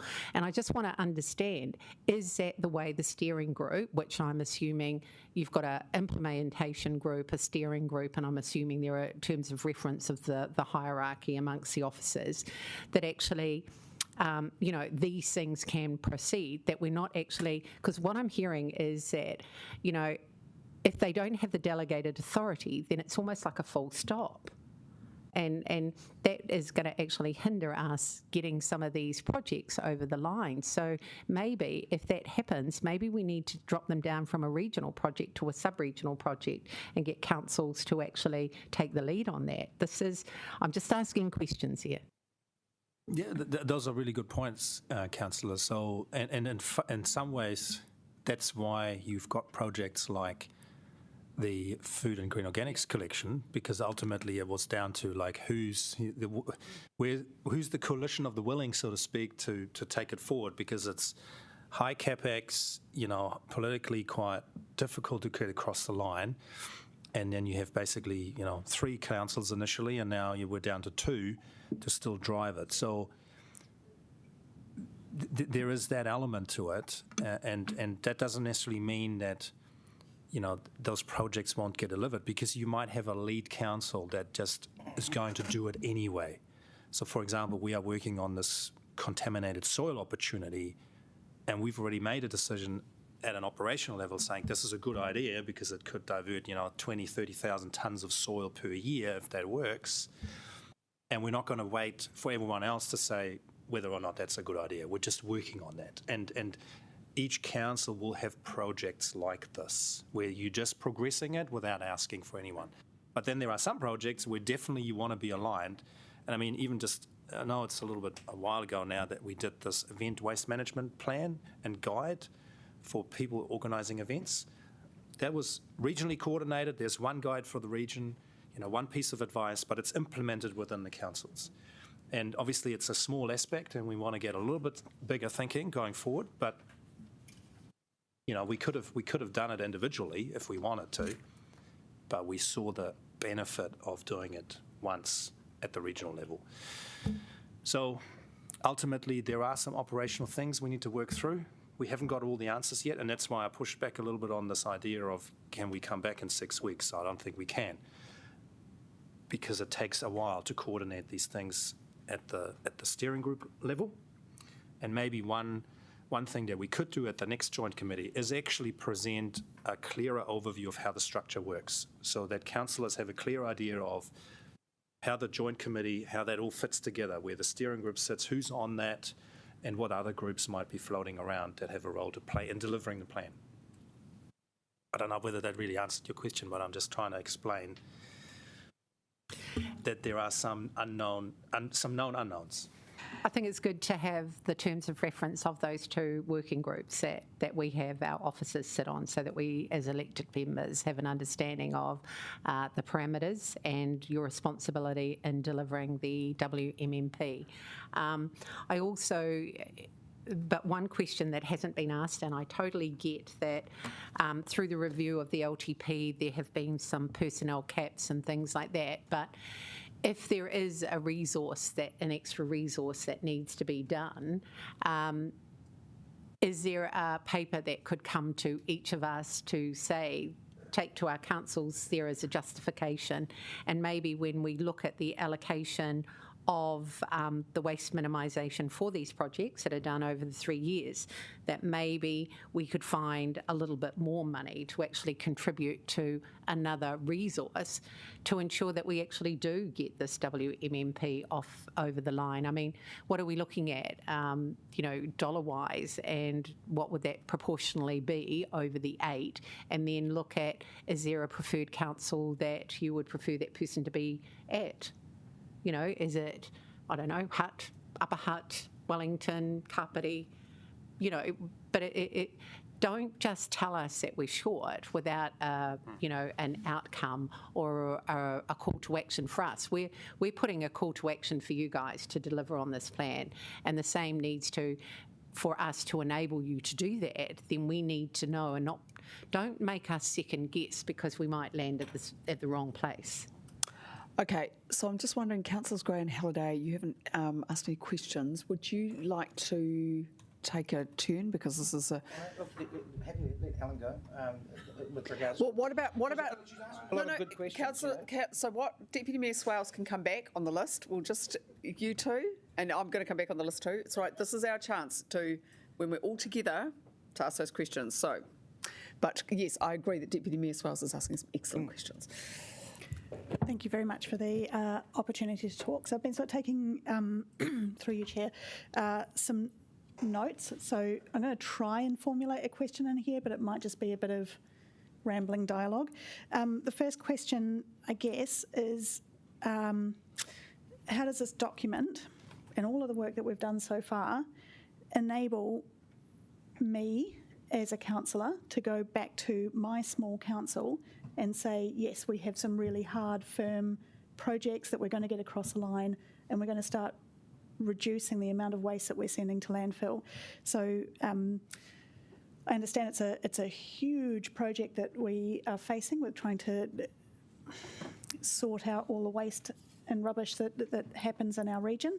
But I think in all of our planning and our discussions, I feel that we're losing sight of the fact that currently sitting in the middle of an environmental crisis, with the amount of rubbish going to landfill just increasing day by day by day. And when our chair says that we've got 1 year left of this triennium, I feel like we're going to get to the end of that triennium and we're still on this upward trajectory of stuff going to landfill. I feel like the process that we've been on so far of nailing down the WMMP and then coming out with implementation plans and now having the prioritisation matrix, I think this is all very, very good work. But how I feel that it's manifested for us as a council is that it has slowed down our actions. We've missed opportunities to put projects in place because we've been waiting for the outcomes of these bodies of work that I don't think really align with what we need to achieve in the South Wairarapa. There's a lot of stuff that we can be doing really quickly, grassroots projects that we can get in place, but we can't. I don't feel like I have been in a position where I've been able to push for those individual things because we're waiting for the outcome of this. So I I guess to try and find a question in here for you to answer. Do you believe that the work that's been done so far is fit for purpose for us in the Wairarapa? Does it enable us, or is it a handbrake at this stage? Thank you. Is it fit for purpose? From a Wellington perspective and for the benefit of the region, when I look at the targets set in the WMMP, the objectives, the outcomes, emphatic yes. How the Wairarapa see it might not be as emphatic, I don't know, or they could just absolutely agree with me. I think how does this work enable us to use your influence? I think with clarity on the budgets that we provided, the staging of the projects, what we always want is through your influence support within your councils that, all right, we know the targets, we know the budgets associated, this is the prioritized list. The more we can do together, the better. As I said earlier, that we'd love to do the 19 projects together, but with the given constraints, we can only do 9 together, and then the other 10 in a varied way. So I think we rely on you for the support that you can give us through your councils and the operational management that the influence you have. So. Bigger councils can do a bit, and we are trying. It's a regional cause, and we in the steering group are also very careful about not burdening our groups like the Wairarapa councils by twisting their arms into something that they are not comfortable with. And it's for something for them to actually opine on as well. I think that's in a roundabout ways my try to answer you. Thank you, that was helpful. I was actually going to suggest later we do think about amendment around a work program, so that will be a bit clearer. Councillor Halliday, have you got any questions before we go back to the Deputy Mayor? Oh, just some comments and Yeah, good on. comments and bits and pieces. This hearing, okay? Yep. Sorry, it's going to be a little bit all over the place, I dare say. Just jotting points and notes down as well. But just in relation to your comment, do you have your own internal? You've got your own waste minimalisation policy as such. I mean, we've got actions that we're doing off our own that don't necessarily tie into this there as well. So we haven't really necessarily waited for this, but this is that bigger regional or stuff that we can potentially align with there as well. We do, and probably Mandy can talk about this a little bit more. But I think for me as a councillor, it very much has been about waiting to see what the outcome of these implementation plans are before we start, nailing down a project of work. So I think sort of it feels like operations waiting for governance, waiting for operations, waiting for governance. Cool. Yeah. No, that's cool. And look, I just wanted to note, enjoying the free and open and frank conversation as well, because what one council might have as an issue, more than likely others do as well, and that's also it's good to just discuss as such. Just a bit of clarity from me. The table there that's got the percentages at each council, you pretty much all. Are you waiting for a sign off for each one to come back and confirm that they will support that funding? Is that? I'm picking we don't need to make that decision right today, but is that we're wanting to get that signed off pretty quick? Is that right? Yes, my understanding is that we've all have signed off on that list, unless there is some council wants to go back and get it signed off from their operational management. And I can't speak for those councils, and if officers do want to talk about that, please feel free. But Wellington, we've done our work with regards to what waste levy we receive, what we can put towards our regional projects, and we are comfortable. I think this is similar for us as well. So I'm just wondering whether there needs to be a process that just shows that signed off, perhaps. Do you want to just jump in?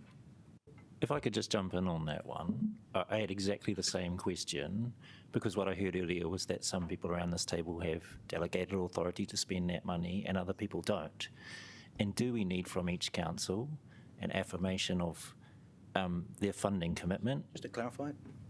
They're just estimates on page 45, but a commitment to that level of funding from whoever does have delegated authority. And that doesn't need to go necessarily to elected members. It might be a chief executive if it's not a waste officer. But so when we regroup next time around, we know that this funding is all committed by each of those councils. I had exactly the same question, really. I'm happy to say that we are committed to this table and we've got the money there. My questions were directed at if there is extra money that is needed, then I need to know, because our LTP has been landed. And that's why, for me, at Upper Hutt City Council, it was really important to have some estimates, even though they might be high value estimates, to know whether we're still tracking within our waste levy or whether I need to dip into another pūtea. So for the Wairarapa, though we've agreed the funding in principle, and the note it comes out it's only 10%, but 10% of the money that the Wairarapa obviously receive is still a huge amount, considering we've obviously got other expenses that we need to be paying for out of the waste levy. But we'd still like to take it back to our general managers and our elected members, because the whole purpose, we have to ensure the money we're spending is achieving the result for our community.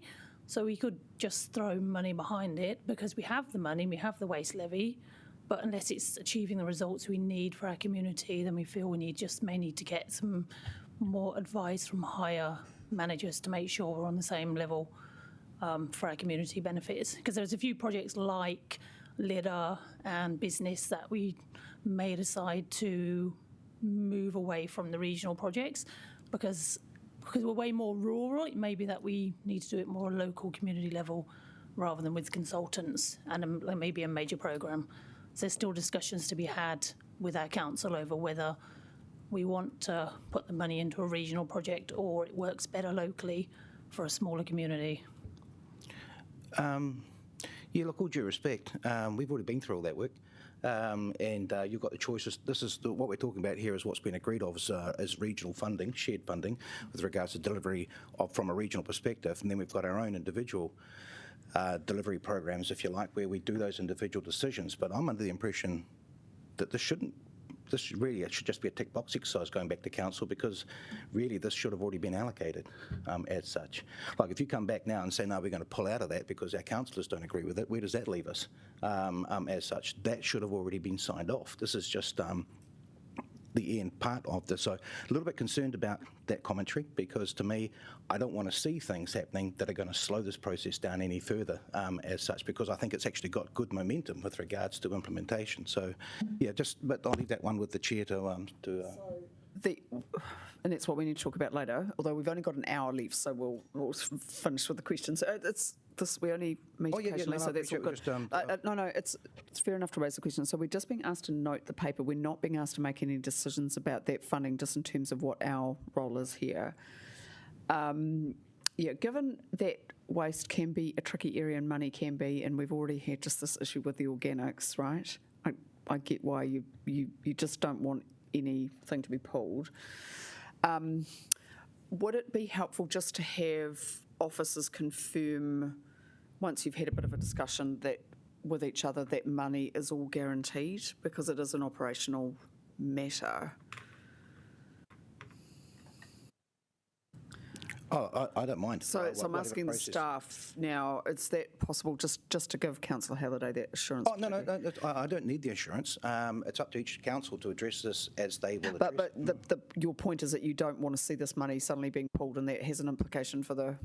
Well, to me, there's a difference between, say, like a joint project, which I don't think has necessarily been costed here, and a proportion of the resourcing that's going to be required just to deliver generally this what we've agreed on, and this is the, shall we say, admin aspect of that.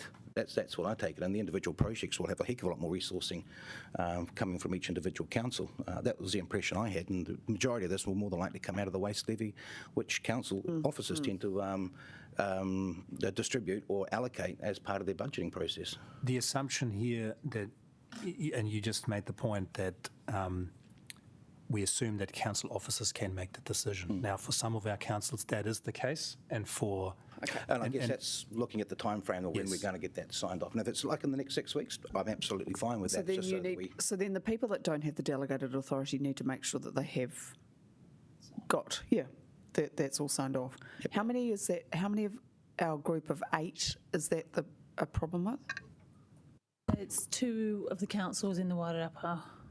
Haven't got that. Yeah. So are you able to go back to the people that do to? Yeah, we've got a meeting scheduled. Can we make a recommendation to the committee, or do we need to, or can it just be done?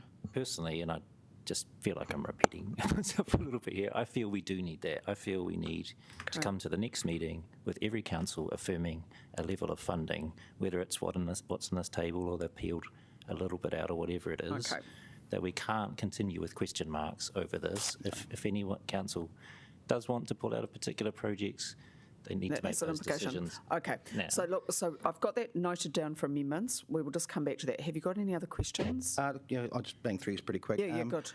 Like the fact that we're open to opportunity that's around. I think it's very important that if things crop up, that we have the flexibility to do that. So great to hear. I also want to emphasise the importance of the relationship between councillors and their respective officers as well. I think that's a really, really important relationship, especially with regards to keeping a handle on what's going on. Allocation's been done. Support Councillor Mitchell with regards to some documentation around the information updates, but I don't want it to be an onerous process. And would love to see it as an accumulated document as well, in other words. So we just keep adding to the story so that they should actually show that progression, which comes back to the transparency things. Talking about transparency, I think we need to be a little bit careful with regards to transparency.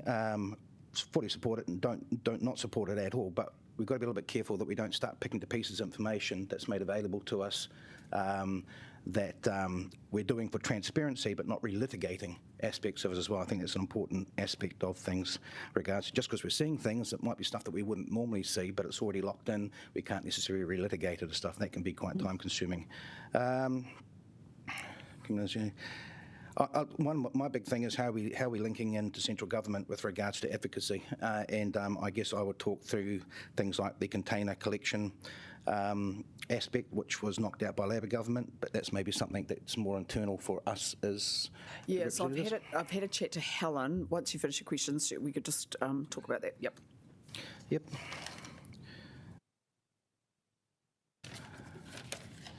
And to be honest, that's about me. The only other question, I was just curious, and I think it's nice to have these sorts of conversations. I'm under the impression that Porirua pulled out of the organics with regards. So I was just curious to know their reasoning behind that. Again, just that open and transparency aspect. They're entitled to do what everyone's entitled to do as they wish, but it would just be nice to have those understandings as well. And Jeff, Councillor Hayward's unfortunately just had to go to another meeting. But do the officers want to just say briefly, and I can just edit?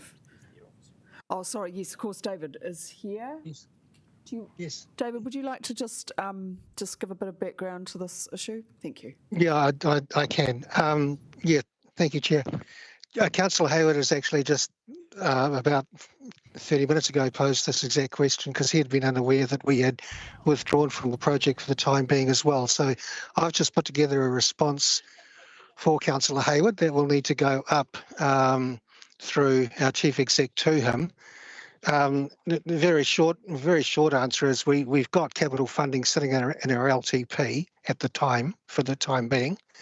However, there was quite a large amount of work to be done in the lead up to that through the procurement process, for example, had a fairly high cost.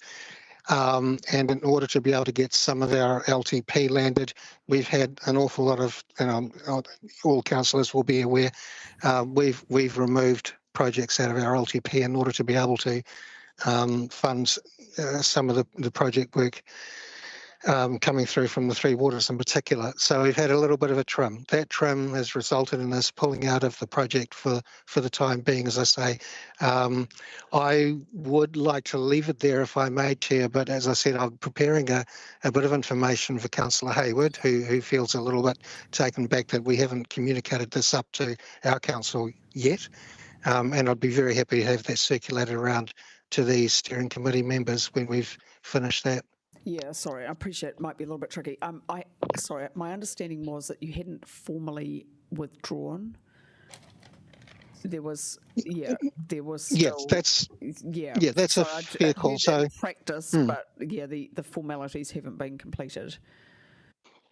yes, with respect to formal withdrawal from the actual governance group, I don't believe we've been through that process yet. We won't be taking part in the next couple of years' worth of work around procurement and consultation or whatever else needs to happen. However, there is nominally in our LTP still an amount of capital funding for the time being. Okay. And look, can I just say, I get the constraint. We're all under pressure. But it is just kind of, my hope is that we do act regionally and we can get some stuff done because we're just quite small and we can't afford to do something for everyone. But I do get that there is a lot of pressure. Helen, would you like to just report back on that question of lobbying, because I raised that with you, just where you and Wayne this is Mayor Guppy, had got to? So I've approached our mayor and our CEO and a couple of other CEOs and took the opportunity at the Local Government New Zealand Forum and pointed out that out of all of the regional committees, we appear to be the only one that doesn't have a hand into MFE. And that actually, when I look at transport and other regional committees, they do have a direct reporting line, whether it's through Waka Kotahi or Kiwi Rail, but we seem to be at an arm's length, and yet we are absolutely legislated that we need to have a WMMP. So I've asked that it should be brought up in the Mayoral Forum and the Chief Executive Forums as to having some sort of input into MFE or a direct line, or that someone is available, whether it's through Zoom or something like that, to make sure that we're actually meeting our requirements. And it does then feed on to a conversation that has happened around this table about whether some of our councils are able to actively participate or not participate. Does that put our WMMP on a collective base of 8 of us around the table in jeopardy? So, it would be good to have some sort of clarification around that. And it would save the officers having to put pen to paper if we can have those dialogues in real time rather than through a second or third hand. So that's where I'm at. And I think, I think this would be useful, but it does just occur to me two things. One is sometimes we're going to need to have conversations without central government at the table because of our funding constraints. The other thing too is that we need to be cognizant of this is a government that is trying to reduce public expenditure.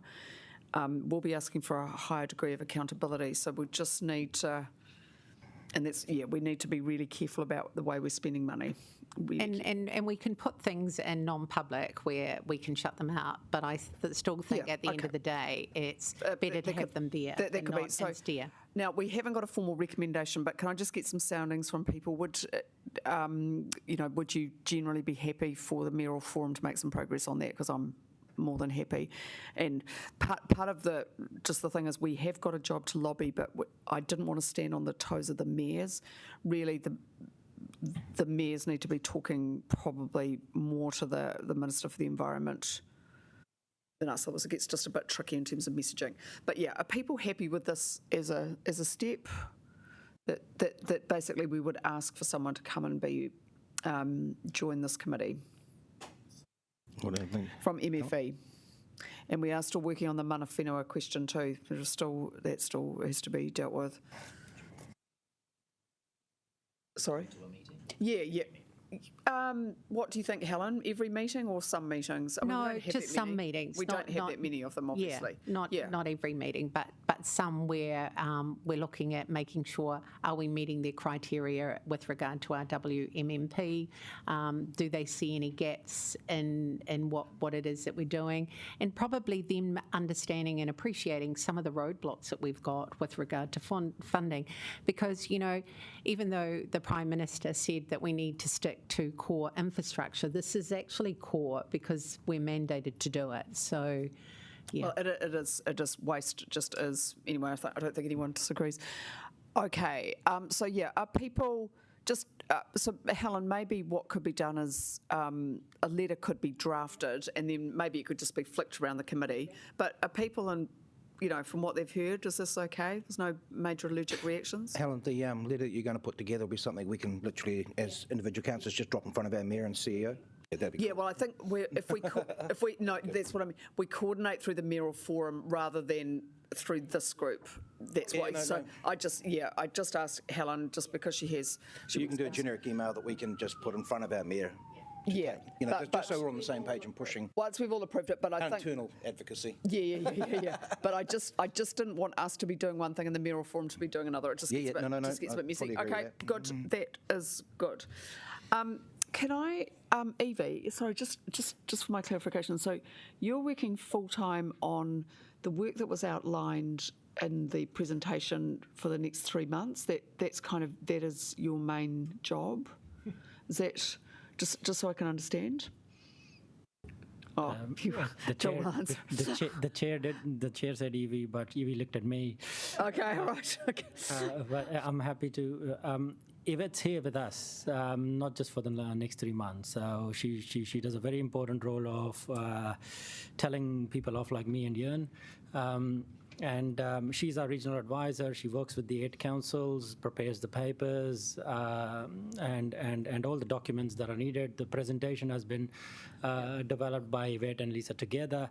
The funding, if I can try and allude to the point you're trying to get at, is what are the requirements maybe going forward is over and above what Yvette is doing at the moment, because that's what we are going to require to satisfy the plan.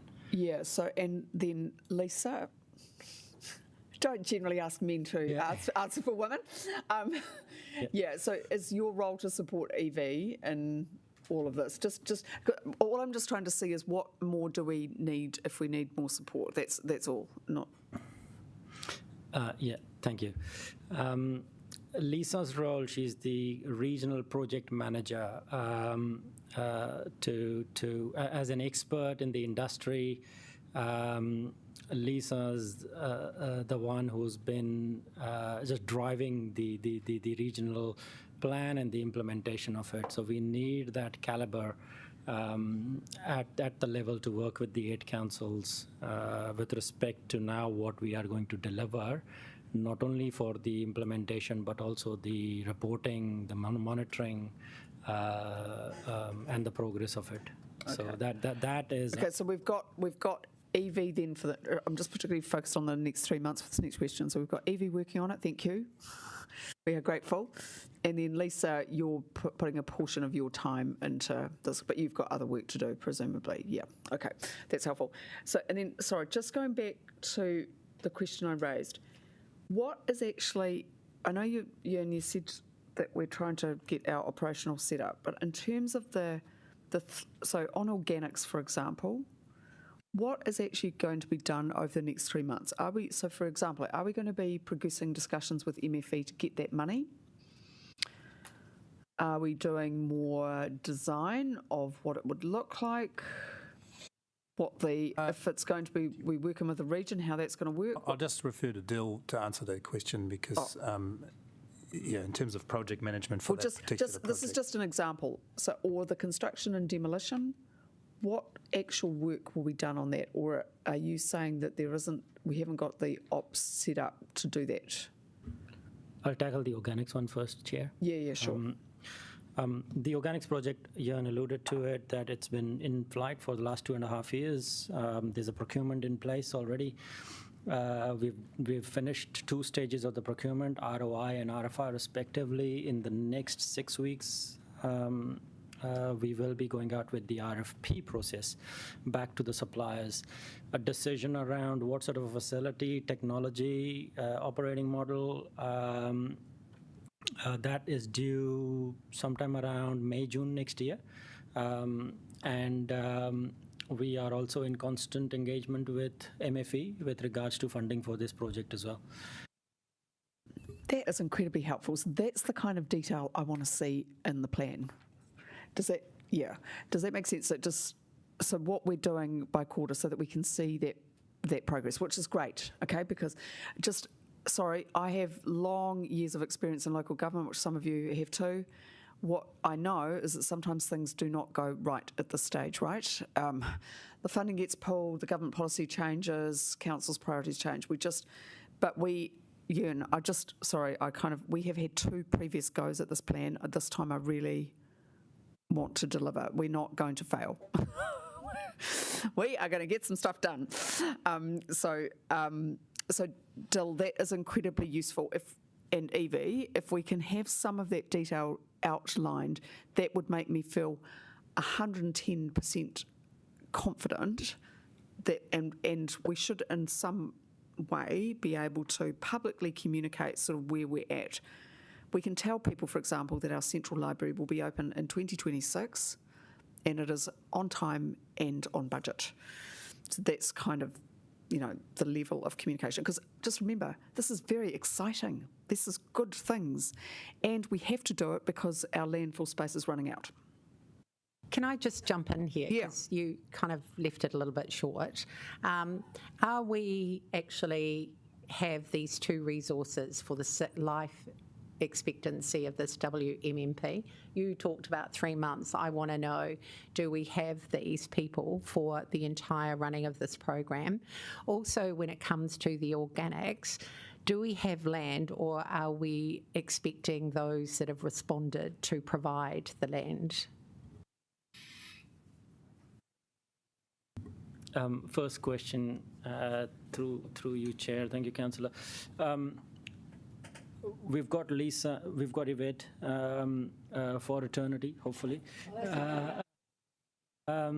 Lisa's time is constrained with regards to other projects, but also we need to look at signing her for more time, if I could just be very open about it, which we will be doing as a steering group later on. But then again, the question comes that every council needs to have the authority to put funds towards it. And that's very important, because it can't be that there's a regional project manager and there's only 3 councils putting money towards it. It becomes unfair for those 3 councils. Happy to put my hand up. Yeah. I want to get you people out of here at 12:30. Sorry, the land. Question. Yes, we'll just finish. Yep. The land question is going to be answered through the RFP when we get back the responses back from the market with regards to how much land, where is the land, the consenting requirements, and what the technology is going to be. And the only reason why I ask that is that I'm very aware of the timeline that we've got with the one at Manor Park and the consulting and the consents that we're waiting for that. So it'll be good to know what the timeline of this organics is. Good. Okay, is there any last burning questions before we just look at some changes potentially? No, can I just quickly respond to your query about what you would like to see in the implementation plan? Rather than including it into the implementation plan, we really see that level of detail in terms of what's been done over the last 3 months, what's coming up over the next 3 months as part of that reporting framework. We can put it in the plan. It's going to be out of date in 2 months. Yeah. So ultimately, there's a balance here between, do we want a document, or do we have a document that basically adjusts over time? We didn't work on a document to have it published. It's just a point in time. The report in December will give you, okay, here's where we're at, here's what's coming up. So I take that point, and obviously councils get quarterly reports, right? And so we would expect to see all of these projects where they are up to, right? You all get that, right? I think it's called a living document, Chair. Well, no, just how on our major projects, we generally do get a traffic light system and just to see how things are going. So I guess, I'd expect that. I guess I would have expected some more detail in the implementation plans in terms of those benefits and risks, and obviously the costs are still to be sorted out. Okay, so what I do think we need a few changes to this, and of course. Sorry, you had a detailed question. Sorry, go for it. Yeah, we've been talking at a very high level about what information we want in the plan. I did have a particular question about something that's already in the plan, And it was to do with the prioritisation matrix that came out, and we did get it by email last week, so thank you for that. And there was I think someone else had raised a question which drew my attention to it. But anyway, the work stream about waste management in emergencies and scores a very high score for resilience. Scores a 1 for diversion from landfill, and I guess for me, I wondered what the scope of that piece of work was. Because waste management in emergencies, there's a few different things at play. One is how do we keep our curbside collections going and our processing going, and we all experienced that through COVID. At a bigger picture, I kind of look out the window and wonder what we might do with tons of concrete and steel and glass and all that stuff. And for me, a big piece of this picture is planning what we're going to do with that stuff so it doesn't all end up filling our landfills 30 years prematurely. It kind of reads here like this is more about the operational side, the curbside, how we keep our collections going, than that bigger picture piece. So I was just kind of wondering, what is the scope of that project? Noting that it scored a 1 for diversion from landfill, where I honestly, from ignorance, don't know how they managed it in Christchurch, where they took half a city to dispose of it. But if it goes into our landfills will be full. Yeah. Just very quickly on that project. So there is already a plan that was developed by Remo, and that effectively puts a focus on emergency debris disposal. And it's quite a generic plan. It's basically for any type of large-scale event, be it an earthquake, tsunami, you name it. And it looked at putting aside, or at least being clear, what areas might be used for emergency debris disposal, and that plan is publicly available. And it looks at all sorts of parcels of land, be that parks or be it closed landfills. Doesn't really look into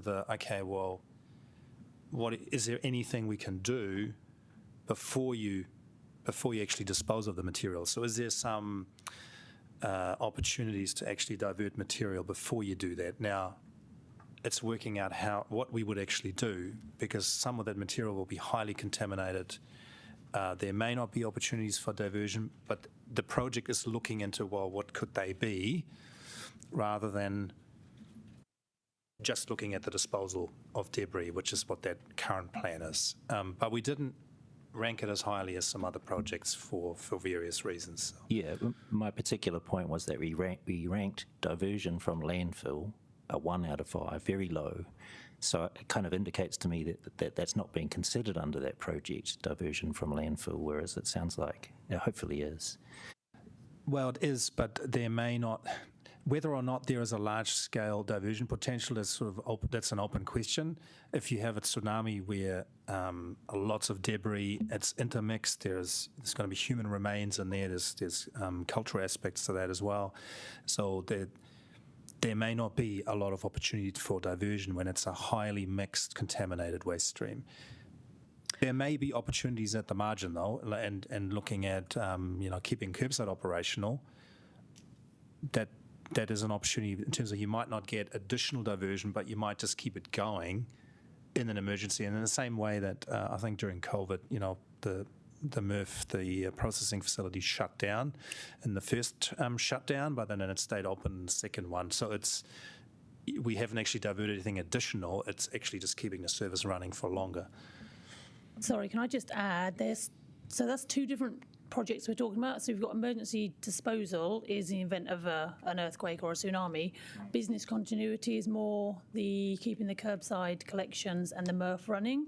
So it'd be 2 different projects. We're not obviously looking at business continuity, but within each council you should have a business continuity plan on how do we continue to do our work. Yeah, no, my reference was to the one project in this regional plan, which is waste management in emergencies, which feels to me like it should cover all of that stuff.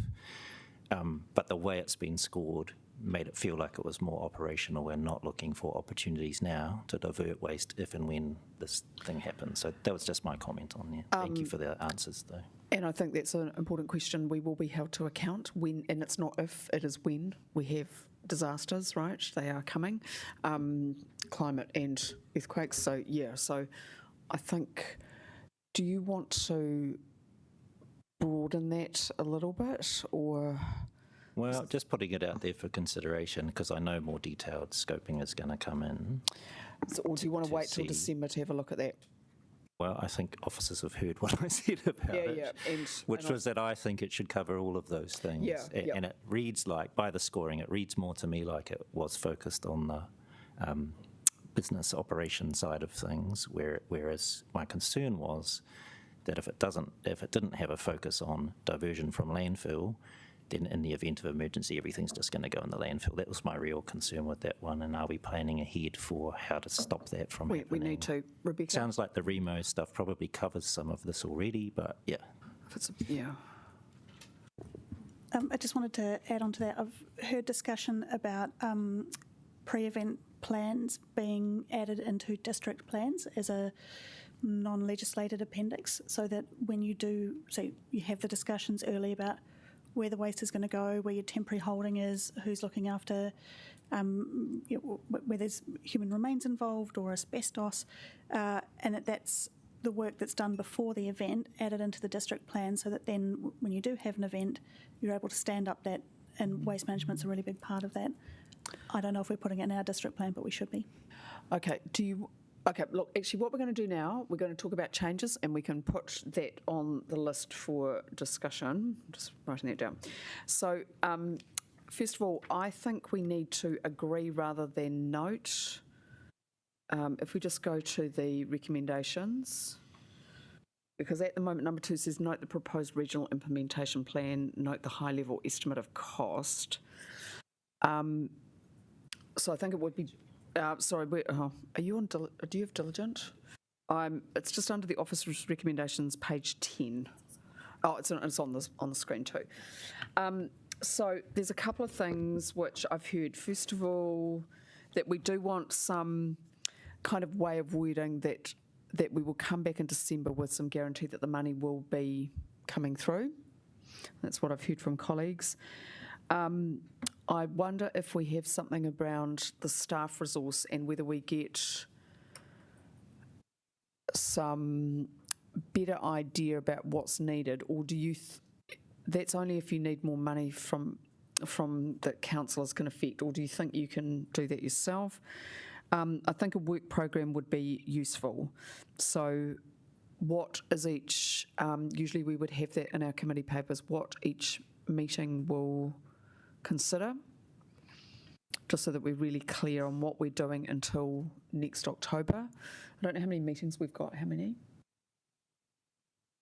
Yeah, okay. So I think that would be quite good. We've got this emergency issue. I'm still worried about the 3-month gap, but maybe what would give me more confidence if we just maybe have some noting that progress on the major plans will be reported on in December, just as a specific noting, because it's just, for me, so important that we actually continue to make progress on the things that we've said we'll do. So those were some of the things I was thinking about and I heard. Is there anything else that people would like to raise? And feel free, we do make changes to our reports at Wellington City, but people might have different culture. Yin, did you have something to say? I'm thinking about whether the joint committee might be interested in additional recommendation around asking each TA to ensure at an operational level they have effective decision-making and appropriate financial delegations in place to ensure the delivery of regional actions. Okay, that sounds good to me. Does that sound good to everyone? Yep. Sorry, Letitia, did you get that?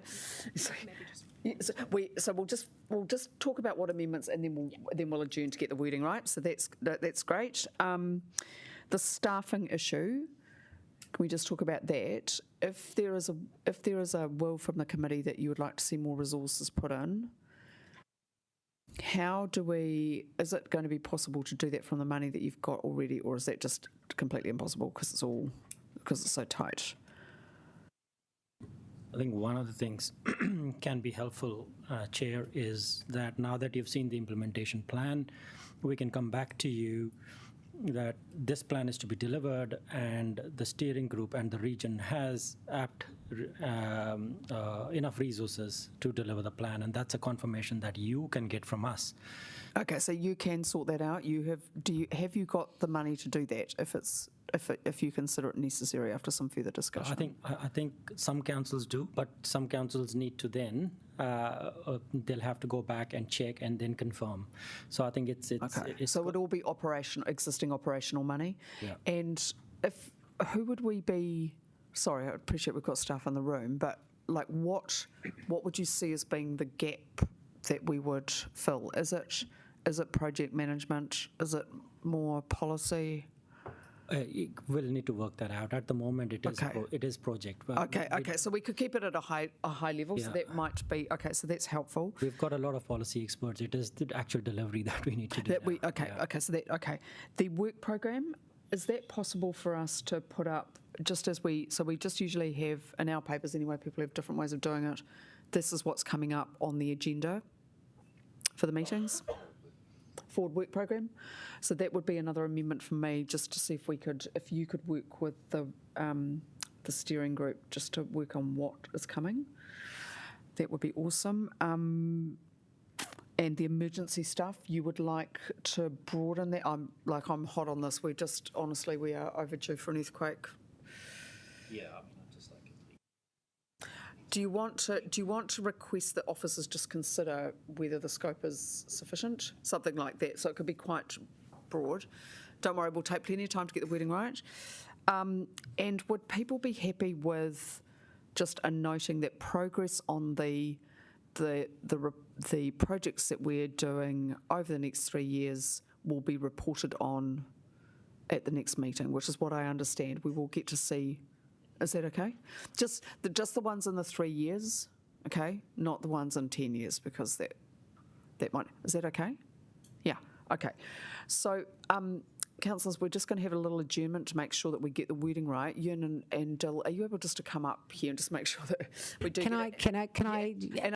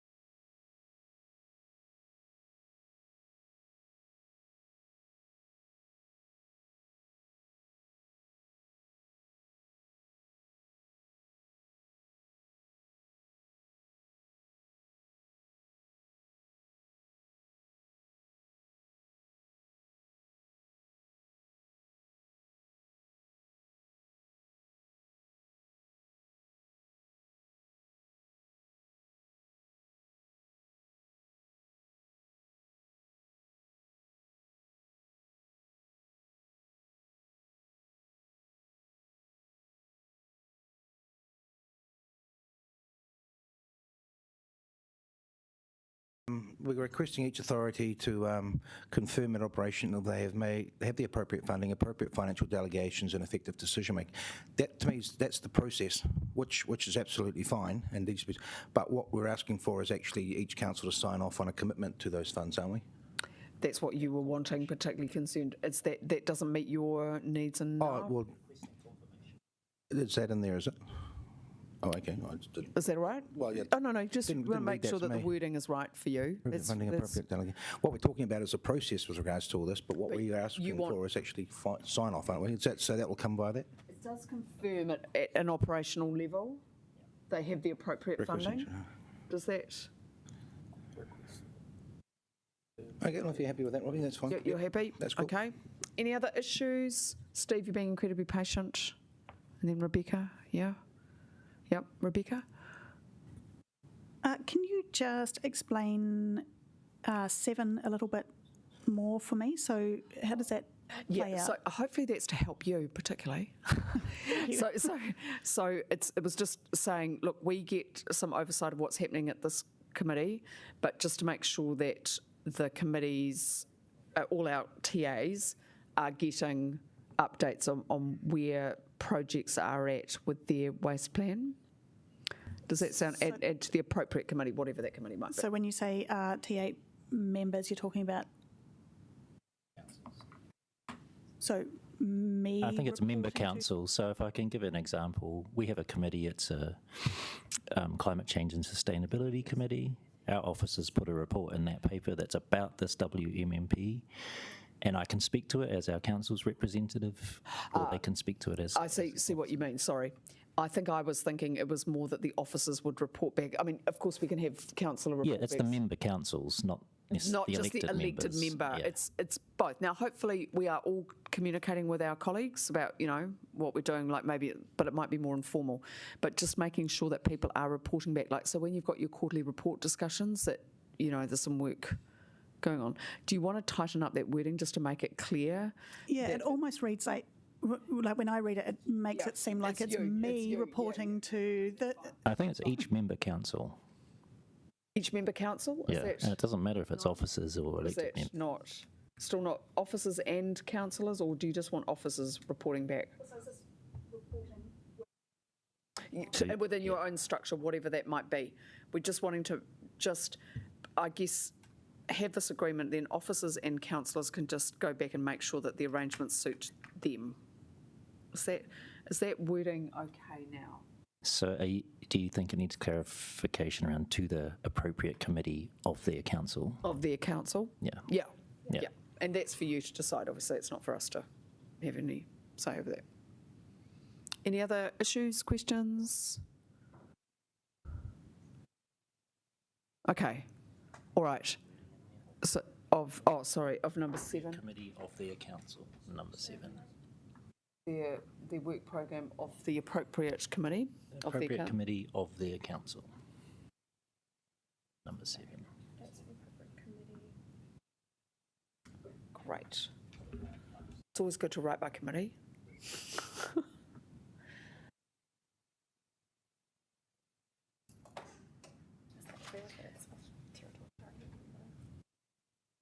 The appropriate committee of their council. Yep. Are we okay with number 7? Oh, it's not. Oh, it's changing. Sorry. Press a button. Is that all right now? Thank you, Rebecca. It's always good to have an editor. Okay, everyone happy? All right. Yep.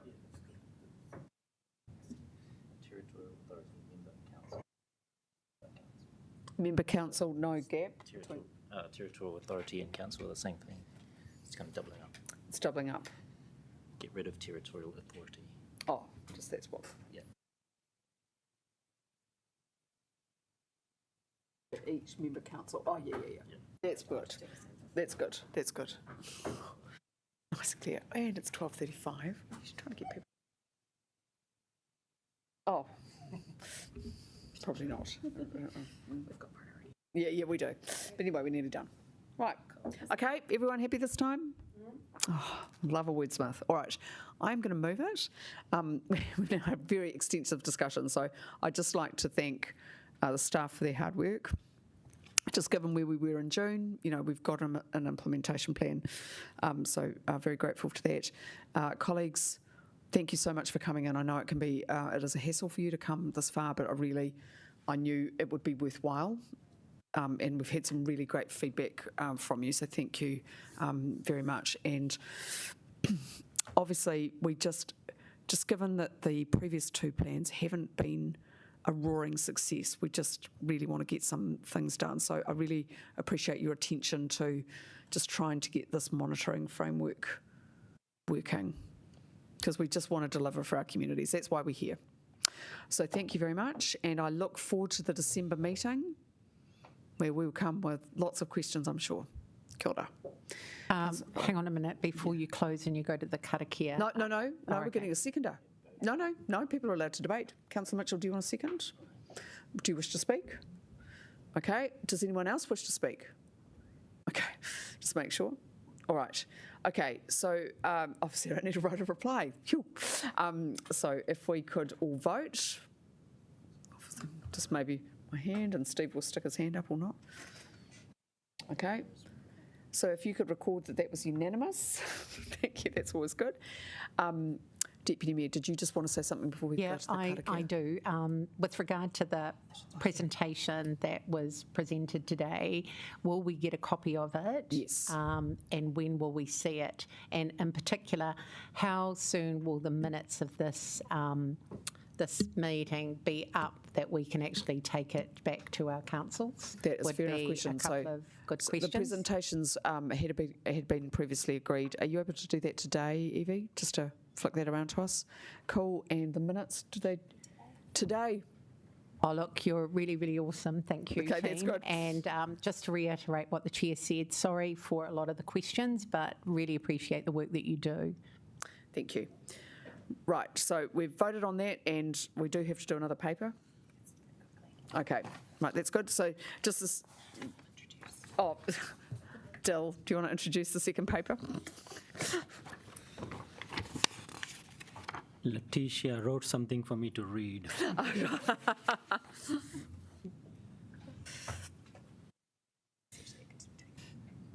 Yeah, we've all read it. Yes, the paper is taken as read. It's the decision register updates. Okay. Any questions, colleagues? It's not much, which is why we're going to have a more detailed program next time. Good. Okay. So I move it. Councillor Mitchell, second. All those in favour? Okay, great. That is so. A tēnā kua mutu te hui me karakia tātou.